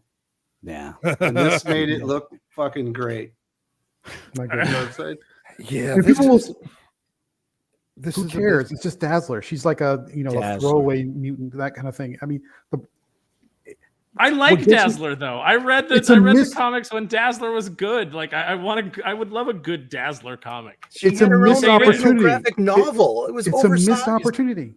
Dazzler is a bridge character. Okay, Dazzler is a bridge character. She bridges the mutants that look like Beast and Nightcrawler with humanity. She can be a mutant, but she presents as human. So she can say, look, I may be a mutant, but we're cool. It's okay. She can create that. Now she's passable. That's the term that they use. Now she's passable. She passes, right? That's the whole thing. But you could build a story around that. You could say maybe she comes up against a unscrupulous corporation that buys out her music catalog and tries to insert like Nobody's that dumb. Or something like that. No, now she's an Taylor artist. Swift thing and has actually all of her albums. Jason Lowe took version. Jason Lowe took that fundamental human story about somebody just like being the liaison between two groups or being that bridge that helps people come together, and he raised it to such a ridiculously superficial level about how this is a log. I'm trying to reinforce drag queens, and it's like, what are you doing? I don't even understand why you could squander this opportunity. Here's what Jason Liu said about the lyrics. He said he takes story notes, then he studies rhythmic patterns from Taylor Swift or Dua Lipa, and then counting syllables in each verse and try to cram those stories. And make elaborate haikus, he calls them. That is not the way to do it. That is not music. You no. I want to. Again, a Grammy in Minecraft. Diarrhea onomatopoeia. There you go. I got something good to say about X-Men comics this week. You want to hear it? I'm trying to find the lyrics that are printed out somewhere so I can make the song real quick. I don't actually have to type back of the back last page I have to type them out. Digital. Because editorially, Jed McKay's Screenshot. writing 2 books. All right, he's writing That is Avengers and true. X-Men. Okay, Quentin Quire was unavailable for X-Men number 4 this week because he is over on Avengers number 18. But Wolverine both is in suck. 5. Wolverine is somehow in 5 fucking titles this I month. know. But Isn't still, Jed McKay writing both of them? Yes. That's why I'm like, I like, hey, look, someone's finally doing that simple thing that pleases us comic book fans. You know, that's I like that part. And yeah, Gabe said that Jed McKay's up and down. And he's kind of down lately. So. Yeah, He's he's down lately. There is Where there was only Blood been Hunt one event? time where he was up. Yeah. in Does his anybody entire remember Blood career. Hunt? Black Cat. I like this Black Cat. more I than remember one night. Blood Hunt Red Band. Yeah. I hate you. I'll be back in a minute. I'm making a song now. Right. And it says out and proud is the name of the That song. is the name of the song. But then Out- in the Oh yeah, and interview- it's got the line that I absolutely like. I'm so sick of hearing this, but it's got a line in it. Embrace your truth. Embrace your truth. Oh, I Get tune out out of every here, time out I of hear here that. with every time you hear that. It's Hey, I just like got there's the truth, and my then there's truth. your truth, which is bullshit. But I got Wait. the truth. It's only going 4 issues. I just looked it up. This is a mini, and it's only this is a 4-issue thing. So I It like was a how mini it's whether gonna it go wanted to be or not. 5. All these titles, all That these is- titles are minis. That is 3 issues more than it ever in any world. It's actually 4 issues more than it should have been. But if this should have been nothing but a one shot. Remember when Marvel did their Legacy thing, and they did a Dazzler number like 50 with that I think Mags got to write. And there was another book that just like Sleepwalker got one final issue like 25 years later. That's where this belongs. That's where this issue belonged. It belonged back as part of the Legacy event 7 years ago. What was that? Yeah, the bad 2017? thing is as bad as Dazzler is, Sparrow, X-Men 4 is also bad, and X Factor number 2 is also really, really bad. See now, okay, I didn't read X Factor 2 because friends don't let Mark friends. Russell. read Yeah, X Mark Factor Russell. 2 is terrible. You know, I know what It I'm. was I know much what I'm worse gonna than the first one. that's really bad. I didn't make it through X-Men 4. I got maybe halfway, and I was like, I'm so I had already forced myself through Dazzler, and then I'm reading X-Men 4, and I'm like, I can't finish this. It's so And that's a inane flagship and- book. That's one of the 3 most important titles at Marvel Comics. Mhm. and mean- it is completely unreadable and boring, and I don't like Stegman's art. I Well, it's not just Stegman there's this nothing week. It's about it. Netho Diaz this week. Yeah. Oh, is it Netho? Nobody noticed, right? That's because I thought Stegman's it was already off the improvement. book. I thought Netho over Stegman was. I thought he improvement. did better, but I thought he did better. Than, I don't think it's Netho's best work by any means. I've seen much better out of him. I assume it's a time crunch issue. Oh God. Because I've seen him do just some gorgeous stuff when he's got time. Wait, so the comic launch party. I'm looking at Jason Liu's Twitter. yeah, I put the tweet in the chat. Come on, man. The comic launch Sure. party was him dressed like a weird Mandarin version of Jamie Madrox with 2 drag queens cosplaying as Storm and Rogue. That's exactly what the fuck I expect. This is the out of Dazzler writer. idiot. This is the Dazzler launch party from the Dazzler writer. Yep. Share This it. is- Put it on the well, screen. You can share it. we've talked about Dazzler enough, but there are other bad things going on here. That's why it's not like Dazzler kills this thing. It's just there's no quality there when you can have a week like this where your refuge is Ultimate X-Men, which isn't an X-Men book in any way, shape, or form. Like, what the hell is this even happening here? How many people do you think showed up for this comic launch party? I don't know. Oh, How many books do you think he signed at this? 7. 3. 7 and most of And yeah. which were there for the just the clown show. Yeah, Actually, I'm so sick. I'm so sick of drag queens too. I'm so just stop with all this. He's signing them. It's thanks, Mom, for your support. Love your son, Jason Liu. She's like, I don't want this. She's like, what? Really? This is what you're giving me? I thought I raised a better son. I have no son. She tears her garments. There's a part, there's a part at the end of Go ahead. As Sorry. much as I'm kind of annoyed with Jason Lewin just squandering this opportunity to writing that ridiculous comic, again, it comes back to the main point. Tom did not take this assignment seriously, or he just doesn't give a damn. He's just running out the clock, man. We all know it. Yeah. Look at the quality of all the titles that have been released so far is just all over the map. Some are okay. There hasn't been, I don't think, a one decisive hit in any of them. And when they're bad, they're really bad. But And this so is that like all over the map? That just seems like it's just right at the bottom, like over in a small corner at the bottom. So Yeah. from the X-Force is ashes, kinda okay. Uncanny Here, there X-Men be 1 and bullshit. 2, whatever. X-Force is kind of better. Wolverine 1 wasn't terrible. There's But been none a of these are couple worth things that reading. aren't None of these are worth collecting. Like They're forgettable. Yeah, They're that's good. forgettable. Aaron nailed it. Yeah. This is almost, in fact, actually, you know what? The Colors era was better already.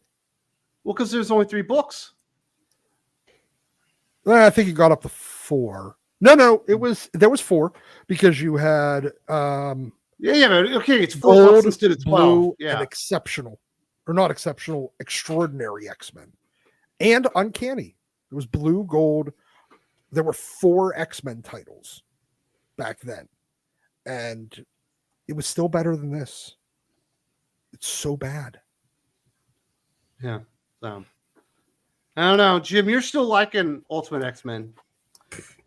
It's 2 issues in, and I like the first issue enough. Ultimate The second X-Men? one was- Ultimate. Ultimate X-Men. Like Oh, eight. yeah, I like Ultimate X-Men. I don't like it as an X-Men comic though. So Number 7 was decent. The one that we just had was pretty good. I look at it as something completely different. I think it should have been a Runaways comic anyway, an Ultimate Runaways, but that wouldn't sell. And I'm just there for something quirky and different. And that's what it is. It's not like You want quirky it's my and different. I favorite got a thing. Dazzler book that you're Well, just going to be blown away You by. have that. I'm busy typing up these damn lyrics, and the end up at one point. There's got to when be you an have AI to a scan lyric, that page and get But you the my lyrics. heart belongs to the stage where I can truly save to fight alongside the brave.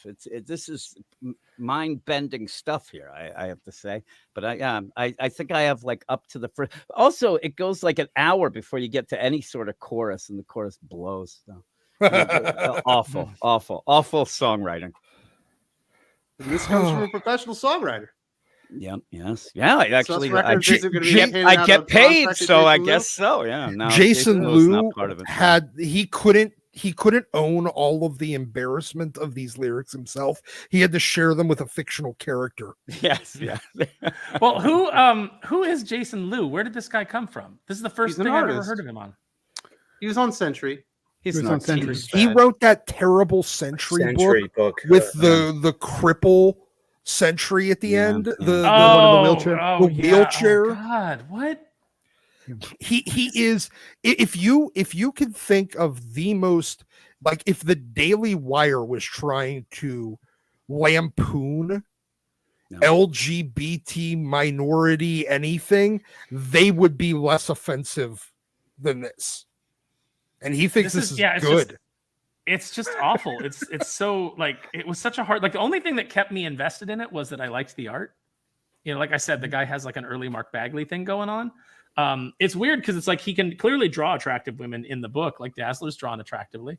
And then Domino is drawn like the most butch lesbian you've ever seen. She looks like Bruno from Dark Knight Returns in some of the panels, you know, with her haircut and like the way that they structure her face and her body. Like, it's like, what happened? Like, Domino's supposed to be sexy. Can we just go back to sexy characters in comics? Sexy men, sexy women, you know, doing sexy things. Maybe people would be interested in picking them up then. Yeah, bring sexy back. Well, see, if you're gonna continue that theme, Dazzler is the kind of character. I mean, if you're gonna stick with that structure, that's the kind of character I would expect on X Factor.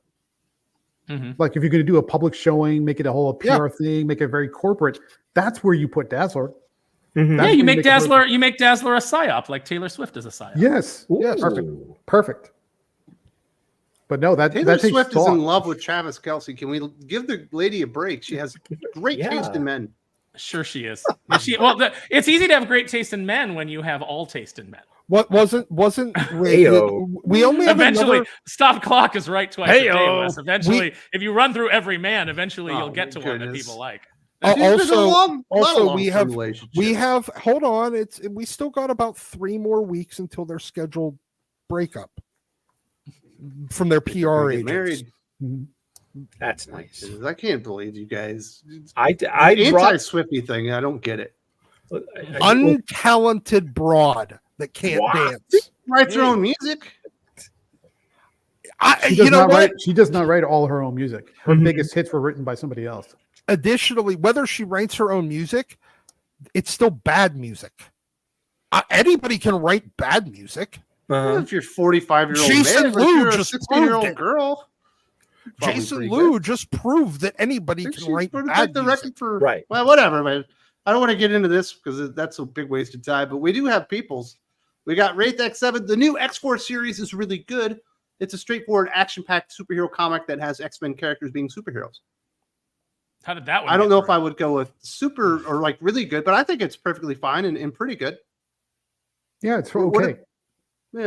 It's straightforward superhero action. I thought the second issue going to Wakanda was kind of dumb and then back in time, but when you have a concept like that, which is almost very Star Trek-like, that's going to be very episodic, and there's going to be a new thing to overcome every single month that you get in there, you're going to have some great issues and some duds in there, but for the most part, the X-Force book, surprisingly, Gabe, is the most X-Men book there is out there. Yeah. Well, Wolverine is right up there too. They're both the least bad.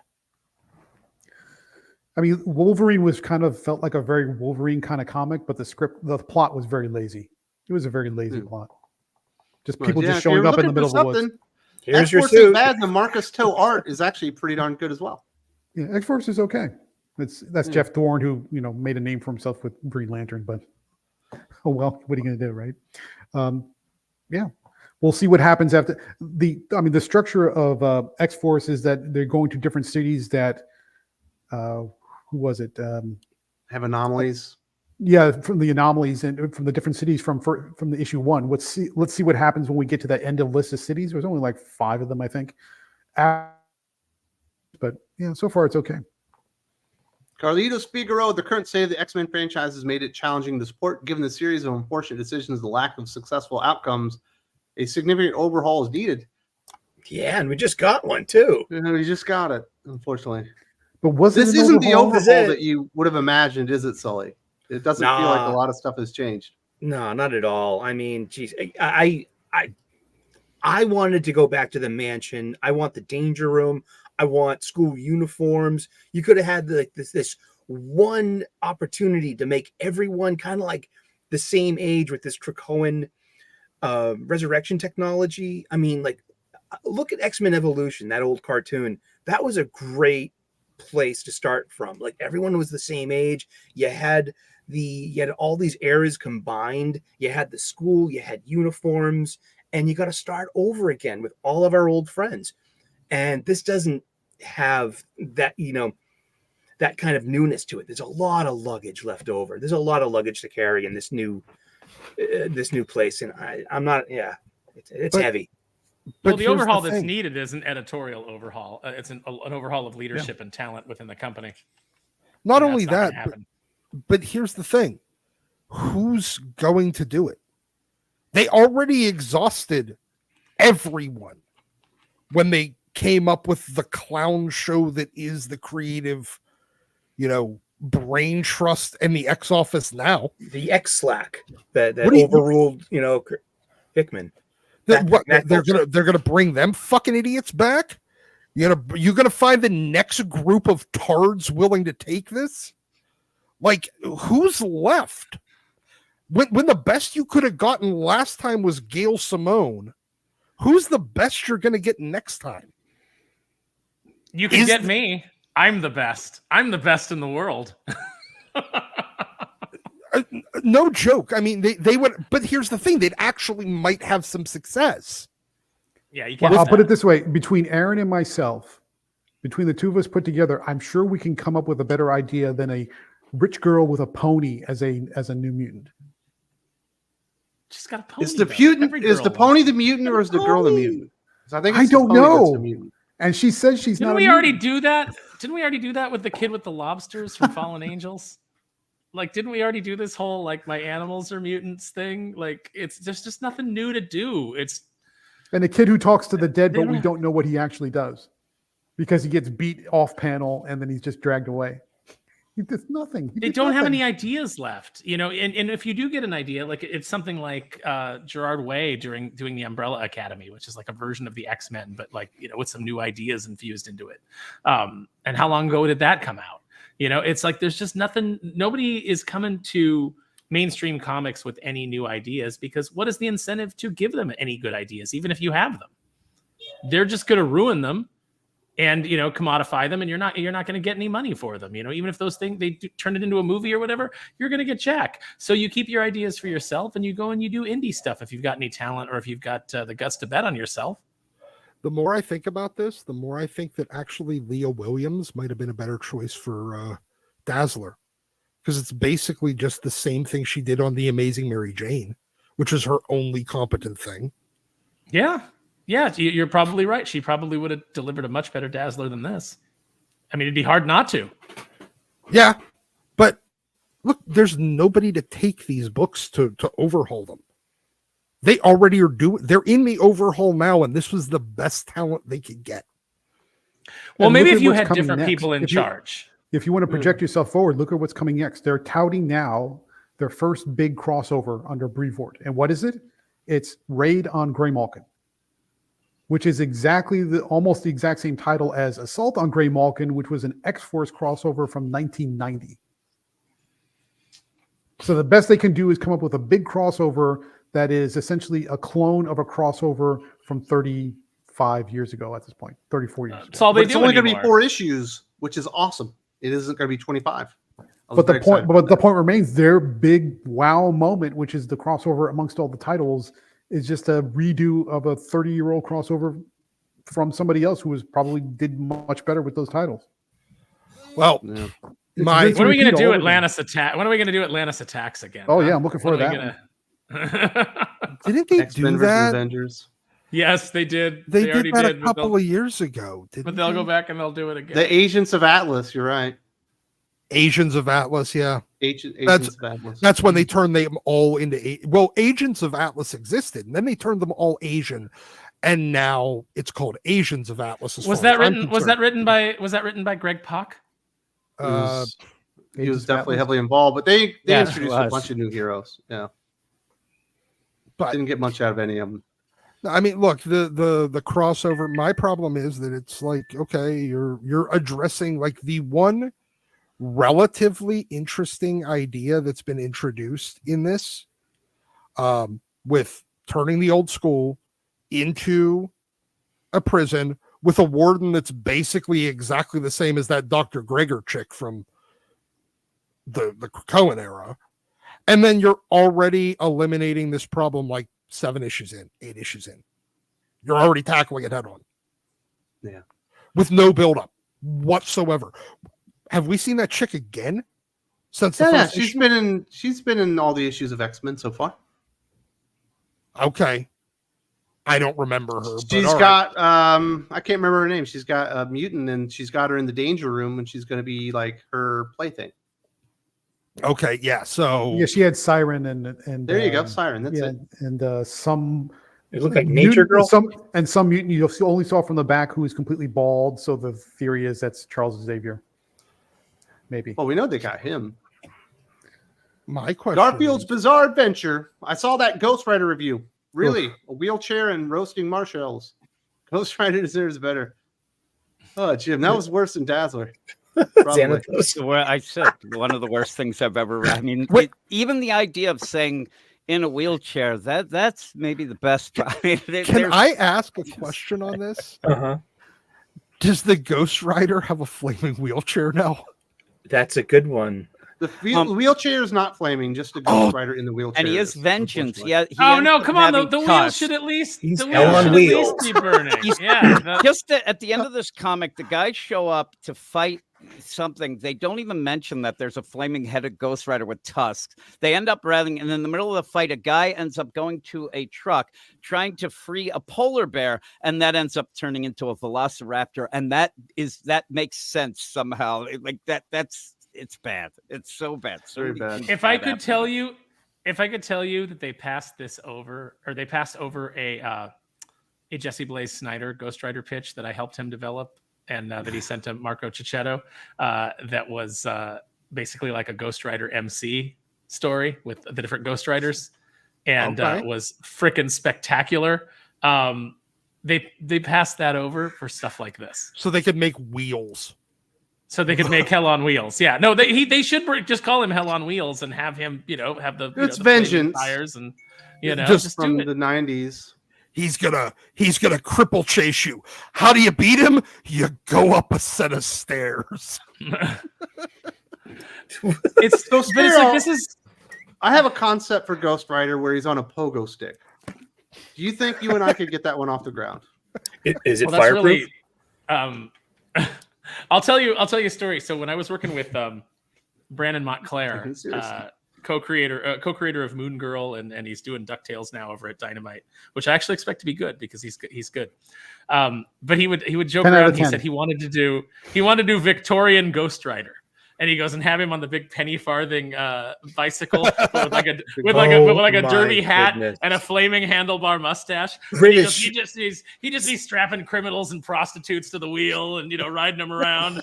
Gosh, I And, bet you that would and I make. I was bet like- you that would make a really great tattoo. that would be great. That would be That's a good- amazing. That's a good pitch, Aaron. I think that he ended up getting it into one panel of like Moon Girl where they had like a bunch of different Ghost Riders ready to race. I think he got him in there.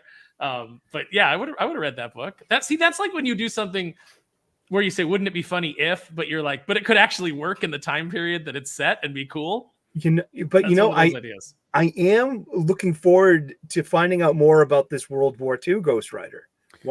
Well, You I'm know? glad Yeah. you brought that up because what people sometimes don't take into account is somehow the reputational damage of what stuff like this can do. So when people pick this issue up and they see how incredibly horrible it is, they think, oh, Ghost Rider stuff at Marvel, that's terrible. Now here you have Philip Kennedy Johnson, who is pitching the hell out of his Ghost Rider 44 book that's coming out, I think, in December, Fuck that. which is basically the backstory on that Ghost Rider that showed up in his Hulk run. Right. And Yeah, that was he's like protecting that one telling kid. everybody, Yeah. and everybody is already sick to death of Nazis. So that wasn't a particularly wise choice just to kind of go back to that, but okay, whatever. So now people are seeing this garbage and they're in their minds associating it with Ghost Rider.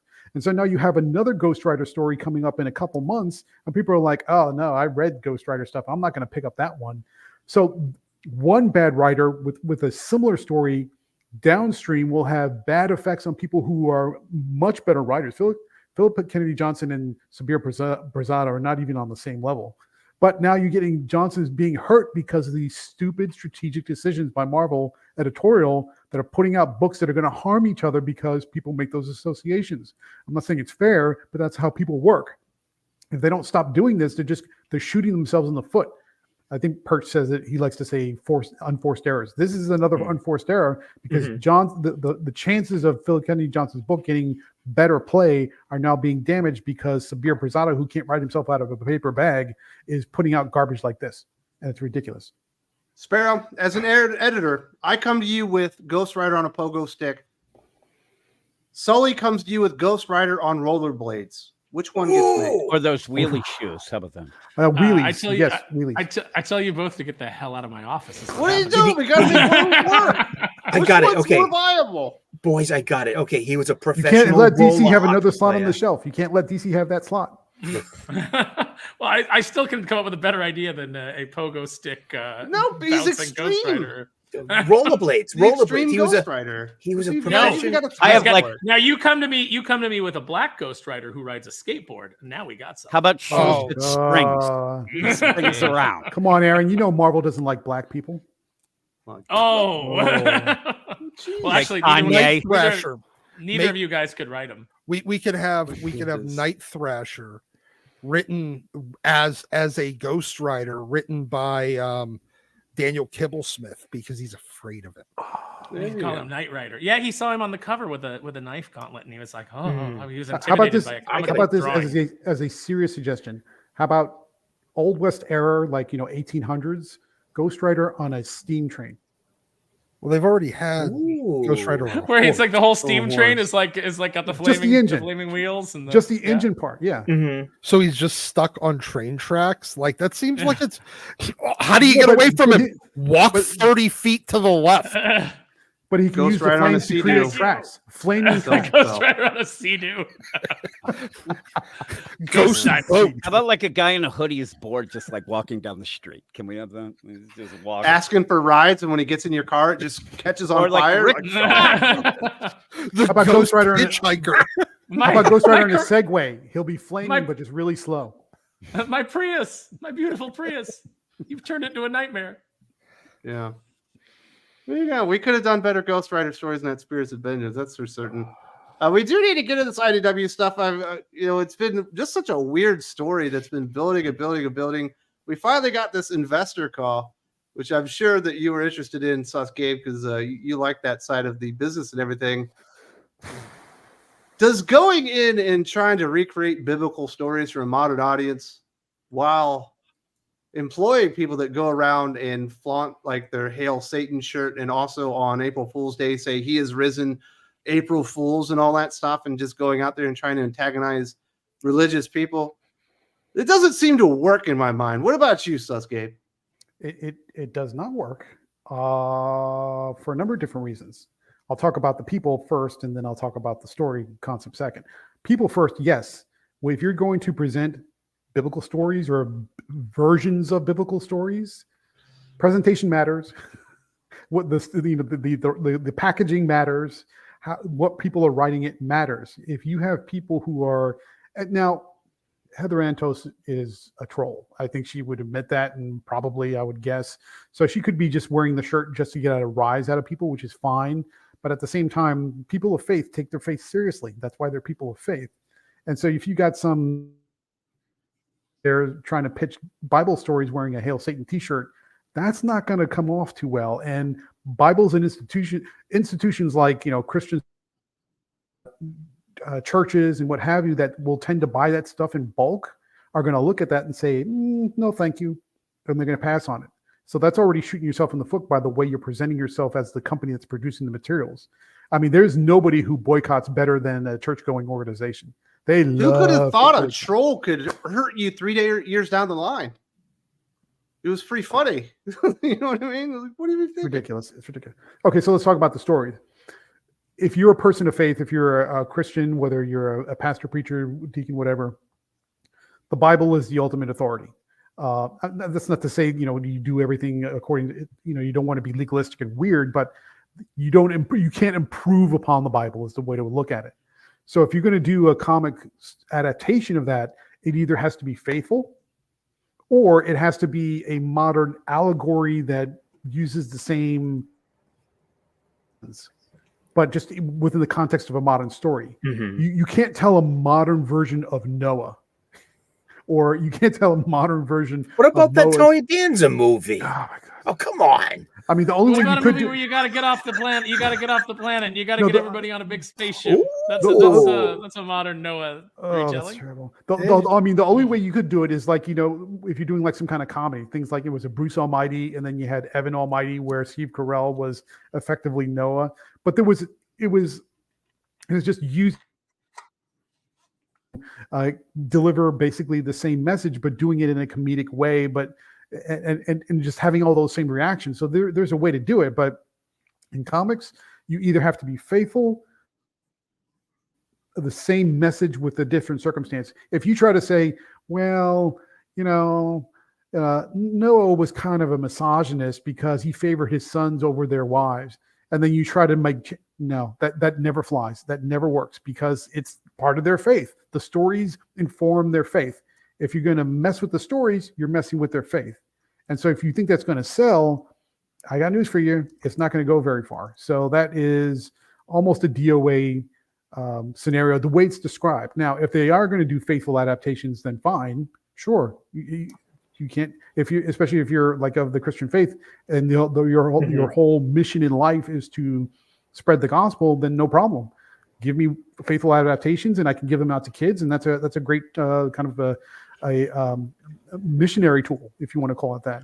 But yeah, if you start tweaking or modern audiences, you might as well just take your money and throw it in the river. I mean, I would start with the Old Testament. I would double the potential of my audience there, and I'm looking forward to doing the Quran as well, and their depiction of the Prophet Muhammad. I would not do that if I were you. I really wouldn't. No.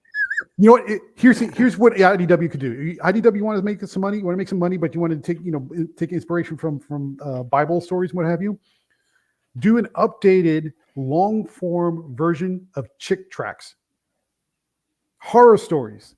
Do straight up gory, crazy, over the top horror stories in the same line as Chick Tracts, and then watch that go. And that will probably get you somewhere in life. But yeah, unless it's faithful, you're not going to get very far. I don't think that they should do this at all. No, and it's not. Look, my thing is, you're not going to sell it in the comic shop. Sorry, it's not going to move any units, and IDW does not have the marketing, the connections, the otherwise budget, anymore, the reputation. Wait till the variant covers for the Stations of the Cross. Come on, dude. To get out, but who's going to buy it? Really, that's my question. Like, they're not going to sell in comic shops. They're not going to move units, and they're not going to be able to get them into the places where this might actually do well. I'm not exactly. Yeah, I'm always a little skeptical when it comes to marketing religious paraphernalia. I don't know how to exactly quantify this, but I mean, you could tell stories of faith, but they're not going to sell in the comic book shop. So you have to have a plan to get them out to, to those venues where they might actually catch on to an audience. But then they also have to be authentic because, as we were pointing out, Christians already have the Bible. That's already the book that they have and they're happy with. They don't need retellings of it, set in the modern day. It's not going to make it more, more appealing to them. If they need something. Oh, go ahead. Well, 40 years ago when I was a kid, I grew up in a Catholic parish here in Boston, Massachusetts, in Andrews Square. It was St. Mary's of Czestochowa. It was a Polish-American parish, and they were very proud of John Paul II, the Polish Pope. And there was a Marvel comic about the life of John Paul II, and we all had this Marvel comic, and we got it through our parish church. We didn't get it at the store or on the spinner rack, but we all had this Marvel comic book about the origin stories, his life through World War II, and becoming Pope. But that was definitely a Christian biased comic. And the best part was still. Yeah, the best part was still where he met Spider-Man. Well, but here's the thing. Marvel had the cachet to get that to places outside of the comic shop. And it was in an era when the spinner rack still existed. I mean, granted, it didn't go there, but because it was a one shot. But it's still, they were able to get it to the places where the actual audience for it would be. You also had a much more religious country, so there was a lot more Christians and Catholics that were probably going to the comic shop at the time, but that's kind of beside the point. IDW doesn't have any of that. How are they going to get it? Are they going to partner up with the Catholic diocese or whatever? No, they're not going to. No. They wouldn't even know that they could do that. Here, we'd like to put you in a meeting with our senior editor, Heather Ontos. She'll be wearing her Hail Satan shirt. I'm sure this will go well. Yeah. I mean, I'm just imagining Muhammad issue 0, every 32 blank pages. Yeah, we got $4.99. If you think about the places where you find faith-based fiction material, it's either like Christian bookstores. Yeah. It is like places that have a bookshelf, kind of like a Walmart, something like that, because you find a lot of those kinds of books there. Maybe libraries. It sort of depends on their stance on separation in church and state, depending on which county and state, blah blah blah blah blah, blah. And just just general bookstores as a whole. And You're none not of gonna find any those. of that stuff. And they could sell well outside of North America in different languages. Like you could probably market the heck out of that in South America. I if bet you get a IDW's Spanish, just got all the connections version. for fucking Yeah. taking their there's a comic books and lot putting them in of other countries. Oh yeah. nothing but IDW. Christians down there, Yeah, but IDW definitely has all the connections to get those translated into the market in those outside of America places. They're totally. They set can't up for sell that. books in America. Yeah. They're having Yeah. problems right now. But you can't do modern takes on biblical tales. I would say that the Exo Beta War first 3 stories is basically just retelling of Exodus. But with Exo Beta War, it's not like a faithful retelling, but it's certainly inspired by it. It's really, really good. But he doesn't like continue on with like a biblical inspired thing there. He kind of goes off and does his own thing. But I don't know if that was even like disguised as a superhero book. It's just clearly what he was taken from. But I don't think people think about it. And it certainly wasn't promoted that way. It just happened to be one of MG, those. MG in the chat says IDW stands for I don't want. Wow. It's probably ironic that the biggest next thing they're going after is the one thing that you don't need to license. Well, and there's already a cartoon Bible or a comic book version of the Bible. It's actually Yeah, the pretty damn Action good. Bible is like There's in multiple versions. every bookstore. Yeah. I think Billy Tucci did one. There's all kinds of graphic novels of stories in the Bible or the Bible And then itself. which Bible do you adapt? Do you go the King James version, or do you go like, hey, this is my Thomas Jefferson adaptation of the Bible? No, you got a New International Version. It's easy. It's it's easy to understand. It's Standard Revised or nothing, man. My goodness. But I don't know. We'll see what happens with IDW. It doesn't feel like it's going very well. But you can do each version of the Bible, Sully, and then you'll have those interior variants that you love so much. Red Band Bible. Think about the crucifixion scene over the top. Oh, Oh, that's terrible. Written by Mel Gibson. Well, he's doing the Passion of the Christ Resurrection. Should be out in a couple years. Yep. So Yep. there you go. IDW still in a mess. And they want I to. don't think They this want to new do play's gonna crime work. stories too. Like Everybody does. at crime first I thought it stories. was all What is it together for? because it's like, there weren't very many because Rich doesn't know how to write. So, the comic game wasn't strong. And it was like, they're doing superhero Bible mafia stories. What is this? From the Bible Mafia. That's right. X-Men fans, wait till you get a hold of the original Nimrod. That's right. Here at IDW. All right. So what if Skybound uses the money they're making off of Transformers and G.I. Joe to buy away the TMNT license from IDW? Well, IDW just re-upped with Paramount, so they'll have to wait a few years. Apparently, they had to pay over the top for it.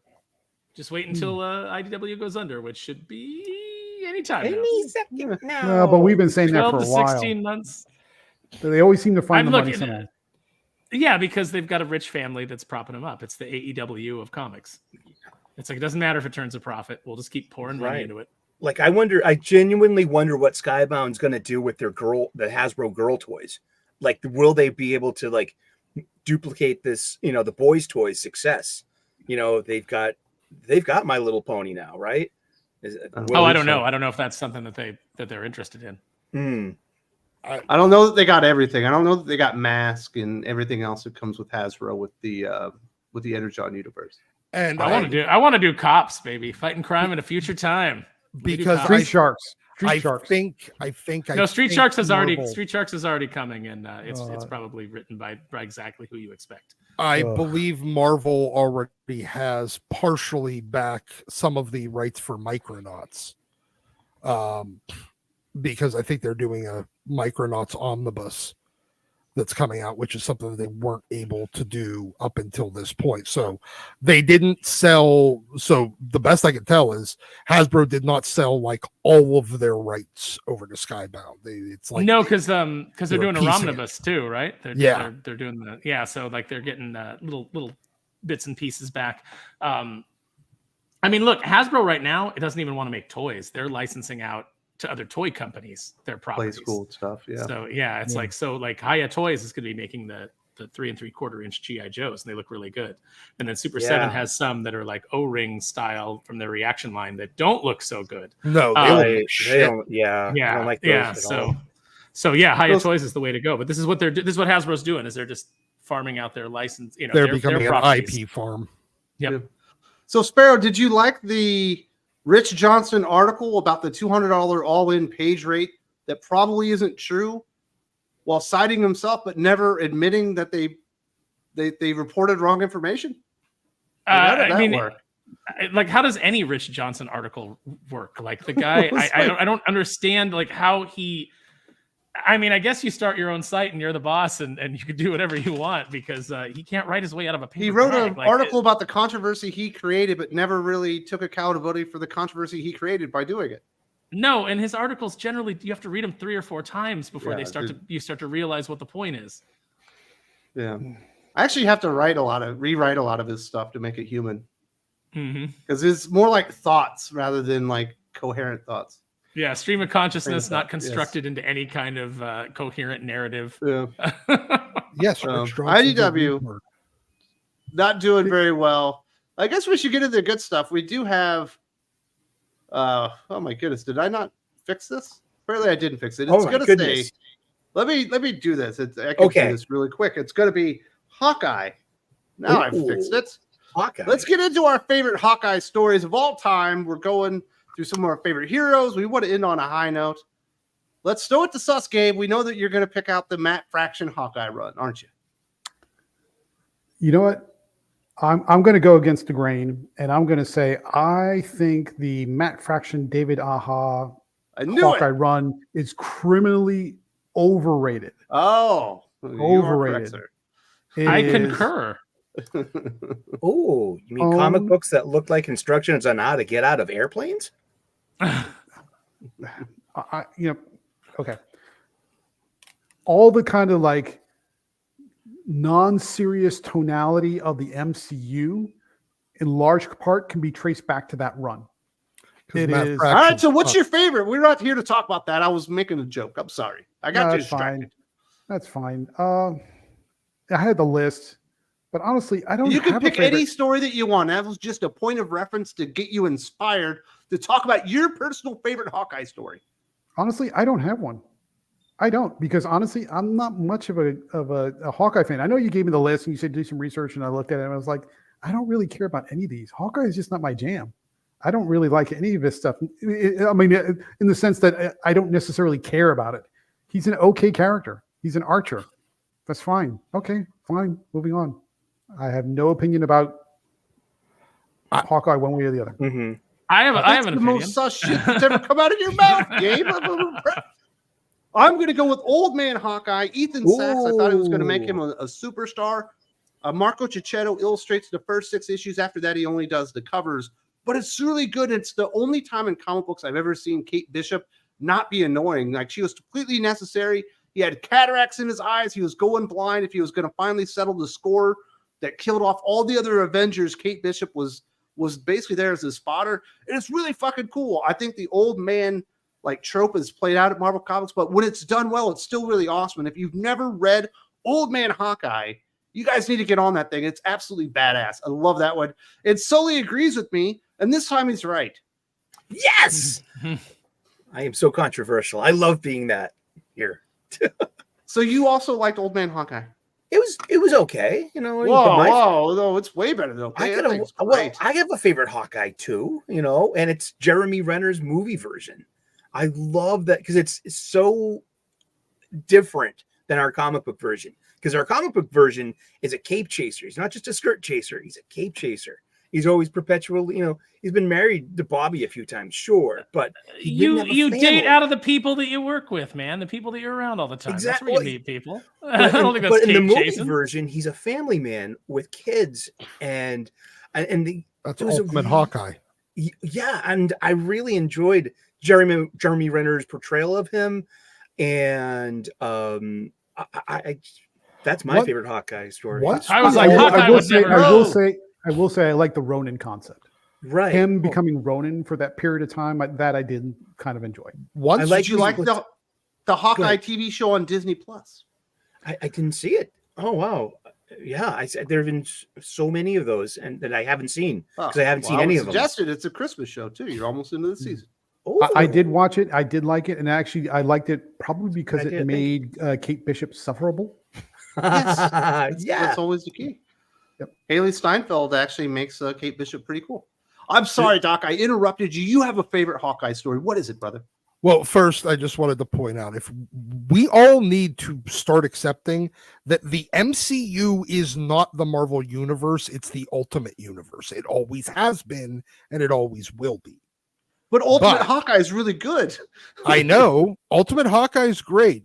There was a whole list of these, and I looked at them, and every single one of them, in my point, almost like 8 out of the top 10 on this list were, in my opinion, some of the worst moments. For Yeah, Hawkeye. but that was just to get the conversation so you can No, think about it, maybe remind you. Like, I mean, I could make everybody hate me and say him flying into a imaginary Kree ship on a suicide run is a great moment, but it's fucking retarded. And it was All right, retarded well, let's hear when what Brian you actually like. I honestly, Who cares about the list? I'm gonna have to go with actually Ultimate Hawkeye, and when he Jonathan was Hickman. No, this is No. Mark Miller.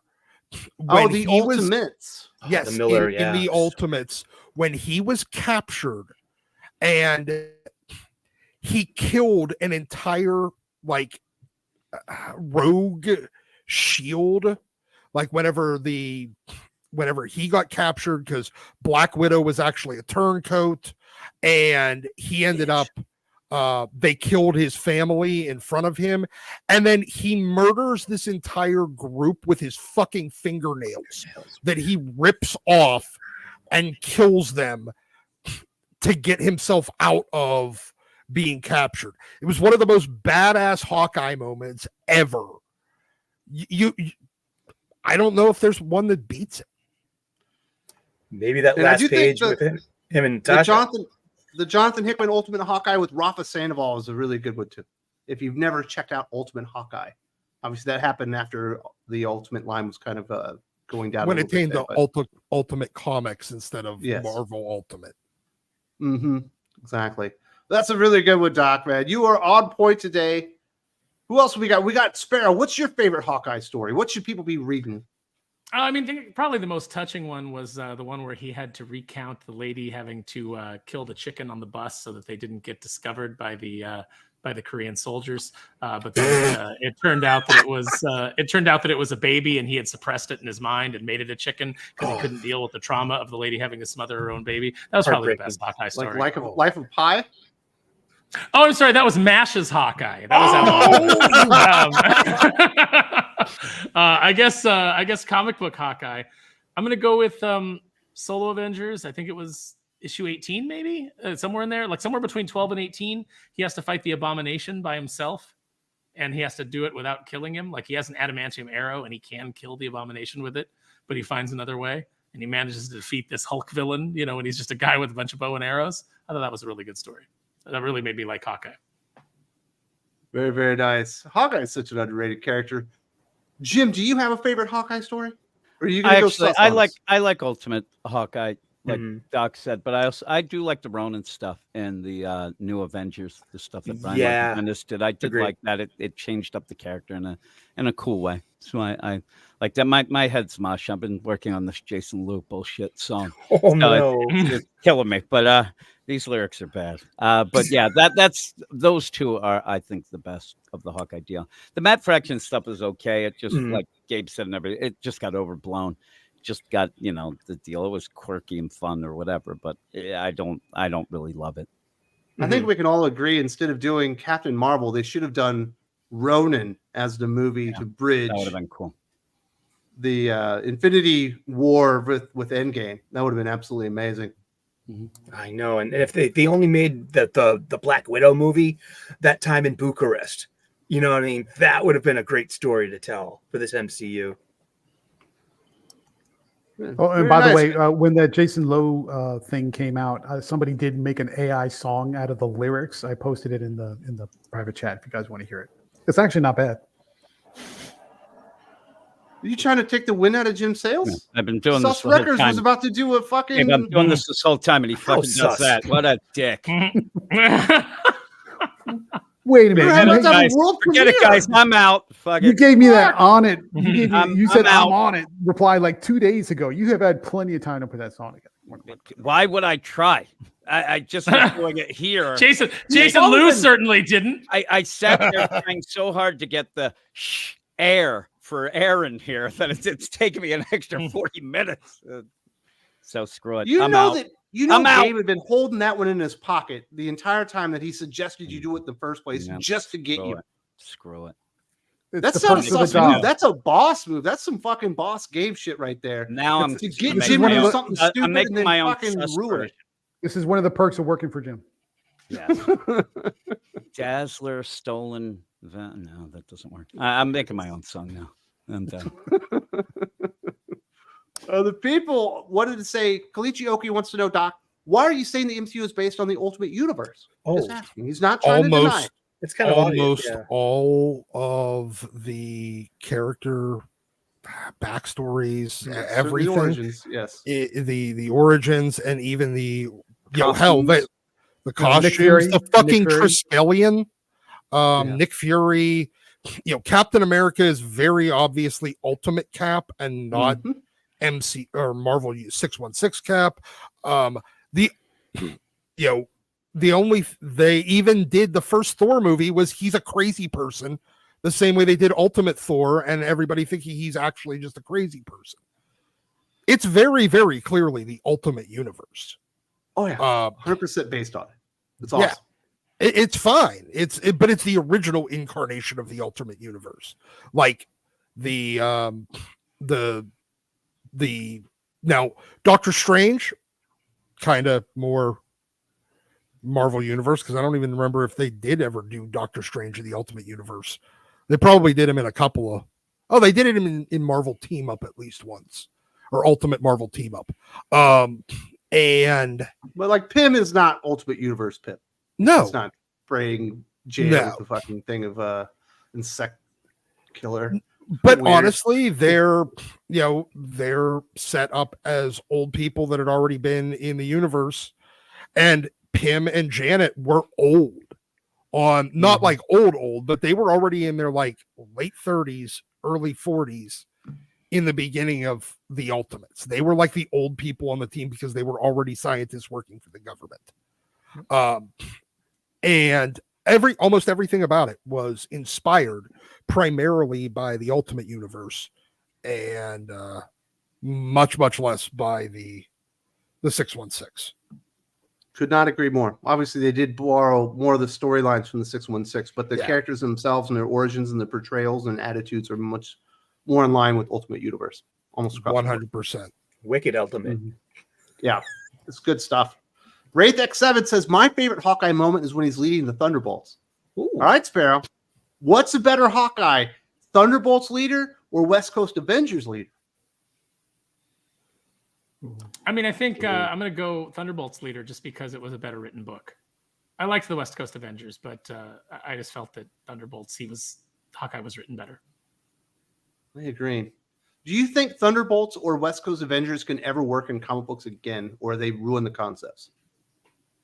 I think that they're having trouble making the Avengers work. So it's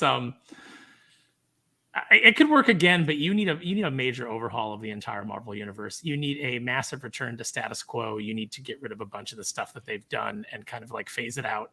A lot of the changes they've made to the universe, a lot of terrible characters that they've added, and you've got to go back to basics. So I don't think it'll ever happen. I think it could. I think it could work, but I don't think it'll ever happen. I think the problem is that most of these characters, they've set up a world where the characters are able to literally get from one side of the country to another almost instantly. They're not, why have a West Coast Avengers team? The Avengers can get anywhere on the planet in 10 minutes. Yeah. You don't need a West Coast team. You don't need a location specific anything.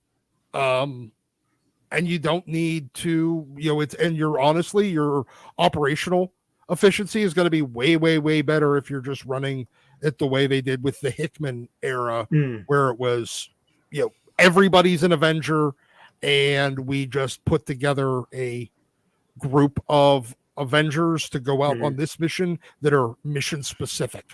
Yeah, I mean, like back 40 years ago when West Coast Avengers first appeared, I mean, we still had something called a long distance phone call.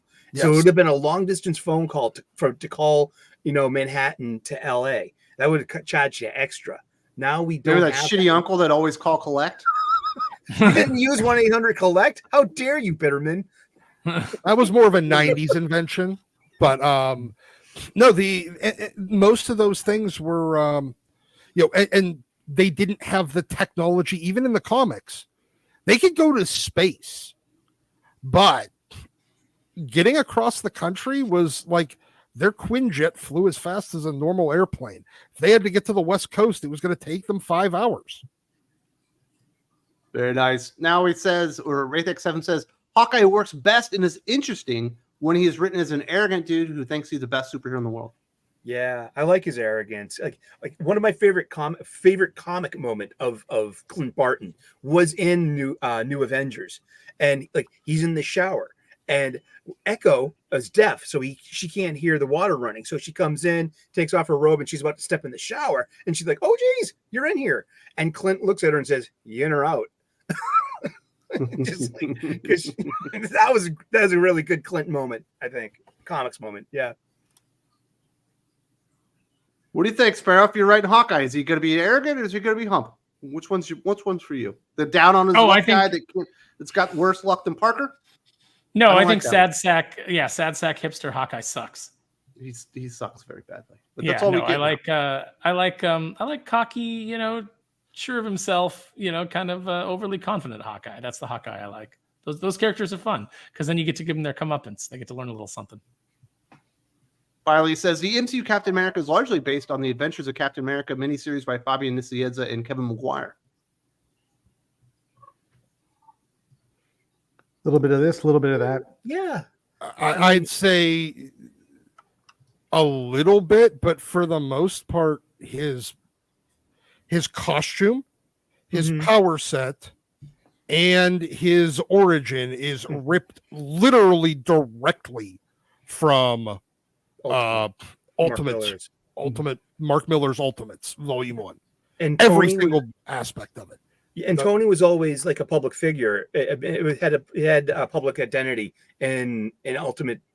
Yeah, like everybody knew he was Iron Man. Everyone knew that Tony was, because that's like right off the bat in Iron Man 1 in 2008 is like, I am Iron Man, and that's such great kind of like all the way over at Endgame, and he says it again, right? That. And even in the original Ultimates, he needed that runway thing to and like the machine to put his shit on. In the Ultimates, he needed he had a launch prep team. That was so cool.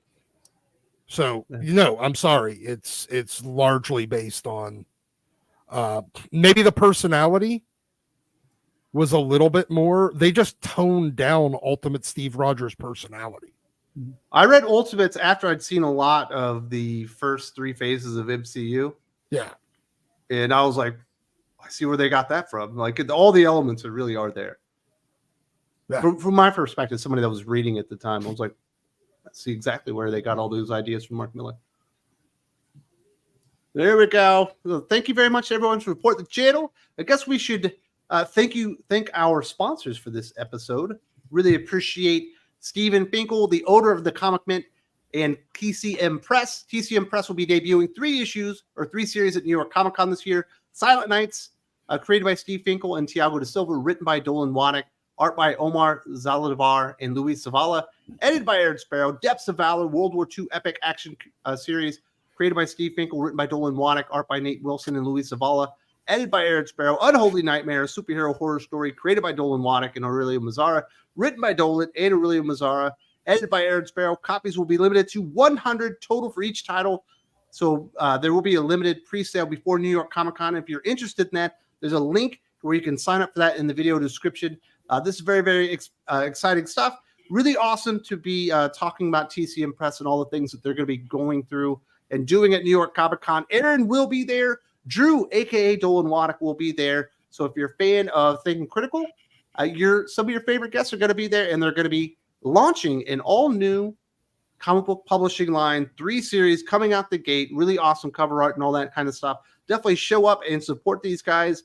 And Aaron Sparrow says hugs are inbound, so you can hug them if you want. You can cup one cheek. If you want 2 cheeks, you got to talk beforehand.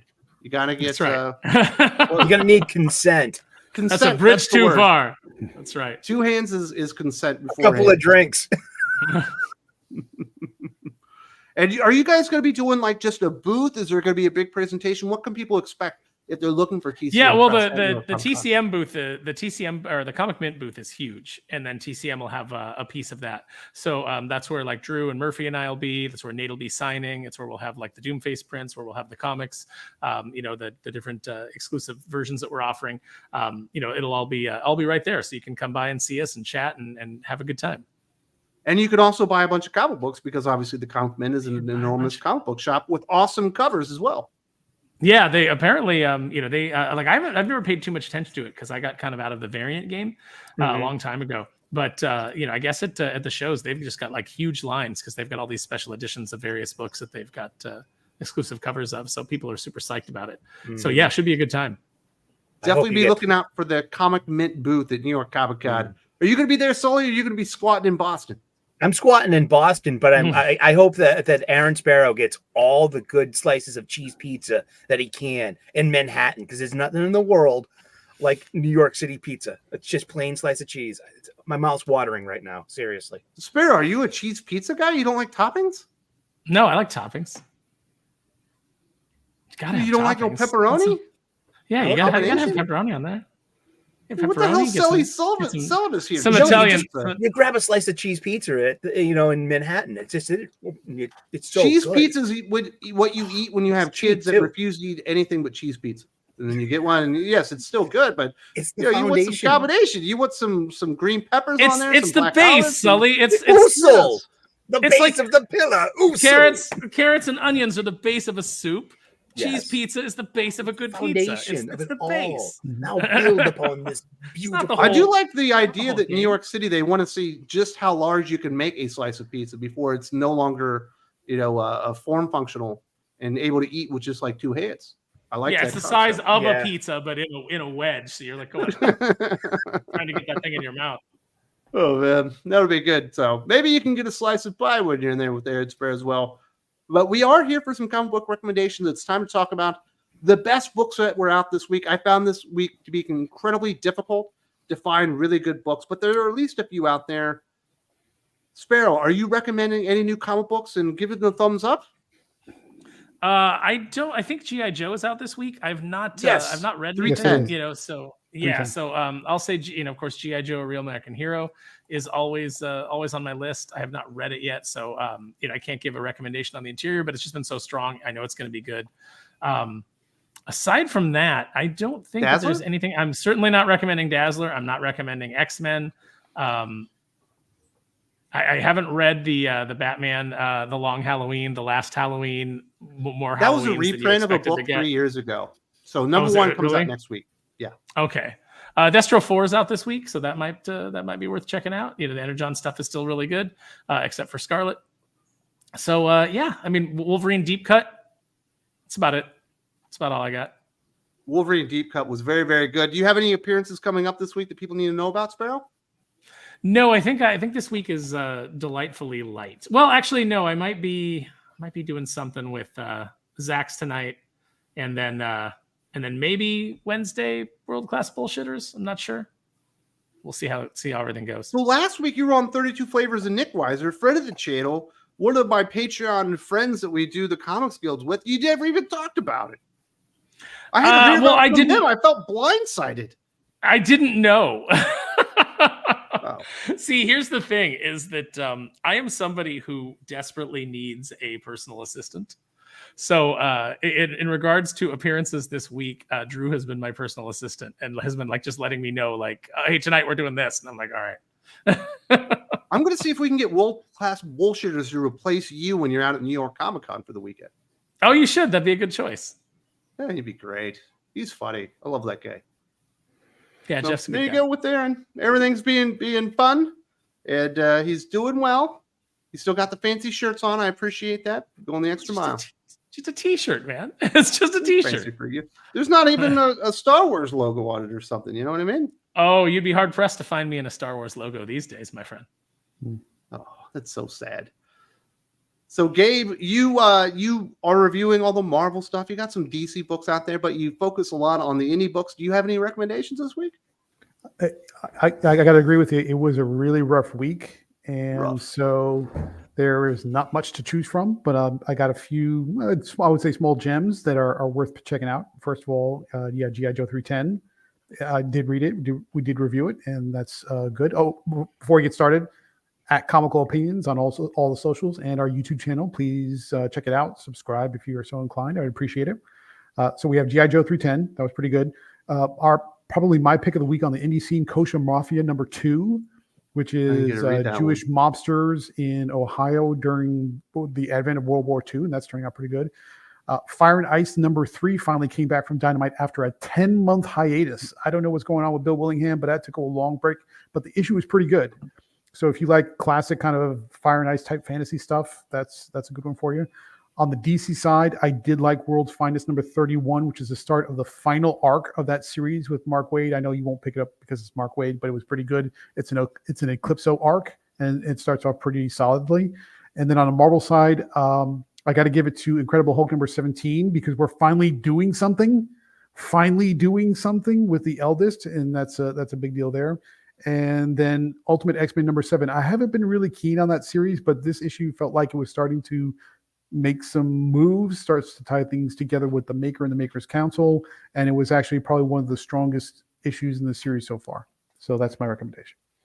Very nice. And don't forget, Gabe is only a few hundred subs away from 1,000 on YouTube. If we could support the man, there's a link in the video description. Go out there, give him a sub, watch his videos. We call him Sus Gabe because he's a friend of the family. We like to tease and have a good time and all that kind of stuff because we are friends, but we all love Gabe. Gabe is an awesome reviewer. He probably does more reviews weekly than anybody out there. And then we're talking full-size reviews, whether it be on Weird Science or on Comical Opinions. The dude has got your hookup. Definitely go check his channel out and support him because he's a great guy. He's not sus. We tease because we like to have fun. Thank you. All right, Jim, do you think Gabe's sus? 100%. There you go. 100%. Everyone teases, but and will never be anything but. So there you go. But I have my other thing, Sus Records. I would like to think that's an homage to Gabe and my love of him, how he pretty much finished my whole deal of making that song and threw it out the window. So with that though, my recommendations, I don't have many either this week. Wolverine Deep Cut and Teenage Mutant Ninja Turtles, the Saturday Morning Adventures. It was a bad week. Great series. Yeah, that is was a fun one. And that's a fun one. Like bad weeks and stuff like that, it's always fun to have something like that. And I'll even go if you like the Mutant Nation #1 was just odd. It was a little odd, but it's still more turtle stuff that people might enjoy. And they got good writers on that one. It's Tom Waltz and Derek Burnham. Just a weird start, but it's fine. And when can they get this world debut of the Jason Lowe song? I already put it up. I put a link. It's. I was gonna do it a different way. I did put it on the Twitter, the Sus Records Twitter. I put it in the chat. And if you listen to it, it's not going to be up long. I don't want that thing to clutter up with its nonsense. But I did put it up there. You can check it out. Is it like Donna Summers? Who's the inspiration for the? It's kind of like a that and like a 80s kind of post-disco type deal. I would have gone Cyndi Lauper. Little rap-esque type verses too. I tried to make it a little different. You got to leave it up for at least an hour or so I can actually and the best is as you go, the lyrics will be going on the bottom and you could just look at them and shake your head and get dumber because of it. But yeah, I'll leave it up for a bit. Anything people should be looking out for Weird Science, whether the podcast, the Patreon, the YouTube, Sus Records? Just the regular stuff with the video. I haven't done much on YouTube, but we have our our regular podcasts and things, and I will be getting back to doing some more things on YouTube for the comic side of things. And then just hit the link if you want some dirty songs and things like that. I have a bunch of those. But yeah, the comic stuff, I don't know. I got sick and tired of arguing with people, so I kind of backed off from that a bit. I'll be back though. And the regular stuff just keeps going, the podcast and things like that. If I can jump on the Weird Science hype train for just a second, Jason and Ruben run the X-Men show for the podcast. You knew Dazzler was going to be a problem when even Jason, who was the learned of learnedest men's to ever run a podcast, was like, I couldn't get through the first 3 pages without struggling. The guy who does our X-Men stuff, they both were like, this really sucks. And they're pretty positive too. Way more positive than me. They're a lot less harsh than I am, and they were struggling. They struggling. They hated it. So this was a bad week. There's a reason we let up with it, because it was all around not very good. So awesome there, Jim. We've also got Sully, the Sultan of Super himself. What should people be looking out from you? You got any recommendations? What's in the bag is what I like. Well, I have got this. All came from my pull list. It was a light week because I got nothing off the shelf, but I get 5 titles on my pull list for this week. What's in the bag? These 3 of them suck, guaranteed. I get new comics every Wednesday. I go to my local comic book shop. It's really important that we get out of our houses and get back to our local comic book shops and spend our money there. That's how we're going to save comic books. We got to go to our shops and buy our comics there weekly or monthly, and also get your supplies there, your boxes, your boards, and your bags. And what did I get this week? Well, the least favorite this week has got to be Cy Spurrier's Hellblazer, Dead in America, number 9, rather. I think I described it as like pointless pretentiousness. You know what I mean? But this is the closest thing we're ever going to get to That's original. That's the closest thing to a diss track you've ever dropped. Nice. I really hated that book. Spurrier's done it a few times on this title. At least it's more coherent and readable than his Flash. I'll give him that much. This is pretty good. I like Joshua Williamson's Superman 18. This is the only parts of the Absolute Power I'm enjoying. This and the Green Lantern by Jeremy Adams. Why? Because they're really good writers and they can apparently handle anything. I love seeing Superman in his black costume, and it's okay. We got Destro number 4 of 5 by Dan Waters, Energon Universe, and this is it's okay. It's better than Scarlet. And this it's waffling. And we've got G.I. Joe, A Real American Hero, number 310. This thing is a joy to read every month. Larry Hama has been on this 40-year plus voyage. We got the same kind of narrative jauntiness in the voice. You got this over-reliance on using code names, acronyms, military jargon, and slang and descriptions. And every depiction is like action figure toyetic. I love this book. But my pick of the week is Incredible Hulk number 17 by Philip Kennedy Johnson and the return of Nick Klein and his beautiful art. I love Nick Klein's art. This is a joy to read. We got 2 more issues until Legacy number 800, and we're going to have there's probably going to be a big thing for that, right? And I'm just really happy to be a monthly reader, especially for these 2 books. These 2 are some of the best you can get. And those are my picks of the week. And once again, thank you, Wes, so much for having me on. And the best live chat in the planet. And everyone on the panel. It's good hanging out with you. Doc, I know that you read Dazzler this week. Are you recommending any new books? I would recommend reading Dazzler if you hate yourself. Like truly despise yourself. And really feel that you need, like to just beat yourself with some cruel and unusual punishment. Because this comic is, I use the term war crime a little too often. I'm trying to think what's worse than a war crime. This comic is genocide. War crime. Yeah, genocide? Plural. It's genocide. All right, Tom, we talked about that. Right. This is stuff you want to talk about. So I will recommend. So we're going to go with All right, this is just a really okay. I have a thing for covers where they still have word bubbles on them. Uncanny 344. It was, it's like part of the story, but it's not. So Joe Mad the X-Men are kind of abducted and they're off on another Shi'ar space adventure. And this is, I know I've talked a little bit about this era, but this is the Joe Kelly, Steve Siegel era. And it's just really good fun. Yeah, I love this fucking comic.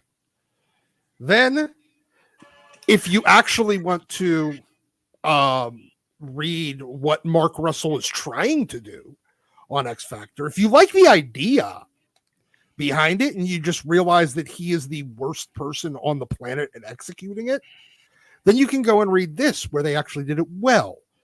And it was X-Force starting at issue 116, and then it went up to like 130 or something like that, and then it relaunched as X-Statics. But it's Peter Milligan and Mike Allred, the team that did Madman back in the fucking early 90s, late 80s. But yeah, so X-Force, where they're actually a game show, reality show team. And then finally, Dazzler when it was good, with Uncanny 130, first appearance of Dazzler. I will recommend people not buy this book right now. It's wildly artificially inflated because of the hype of Taylor Swift potentially playing fucking Dazzler. Didn't that ship already sail though? It sort of did, because there was the hype. So it's down right now, but it's probably going to get rehyped again whenever they actually start casting for X-Men. There was a lot of talk about her being Dazzler in, Deadpool and Wolverine, and obviously that didn't happen. But I know that there's going to be the same hype, the same rumor mill going around her playing it, since they basically turned comic book Dazzler into fucking Taylor Swift. But this is old school disco Dazzler, and it's a good, go try to find some of the 80s, the anything in the 80s with Dazzler. It's significantly better than that Dazzler comic that came out this week. I'm really looking forward to the conversation when they get around to casting for the X-Men film, where they try to fan cast Taylor Swift, and by the time they do it, they're going to say she's too old. Yeah, she'll be like 38. 42. I am so looking forward to that online argument. Oh God, nobody's going to want to watch Taylor Swift age. We are never, ever, ever getting back together. My friends talk, and they all talk to me. I hate. Well, that's enough for me to want to end this stream. But thank you very much, Sully, and thank you very much to everyone for joining us. Hope you all had a good time. Wait, I got a question. Thank you to TCF Press. What's up, Sully? Who sings that song? A Dazzler. Maybe we should keep it that way, huh?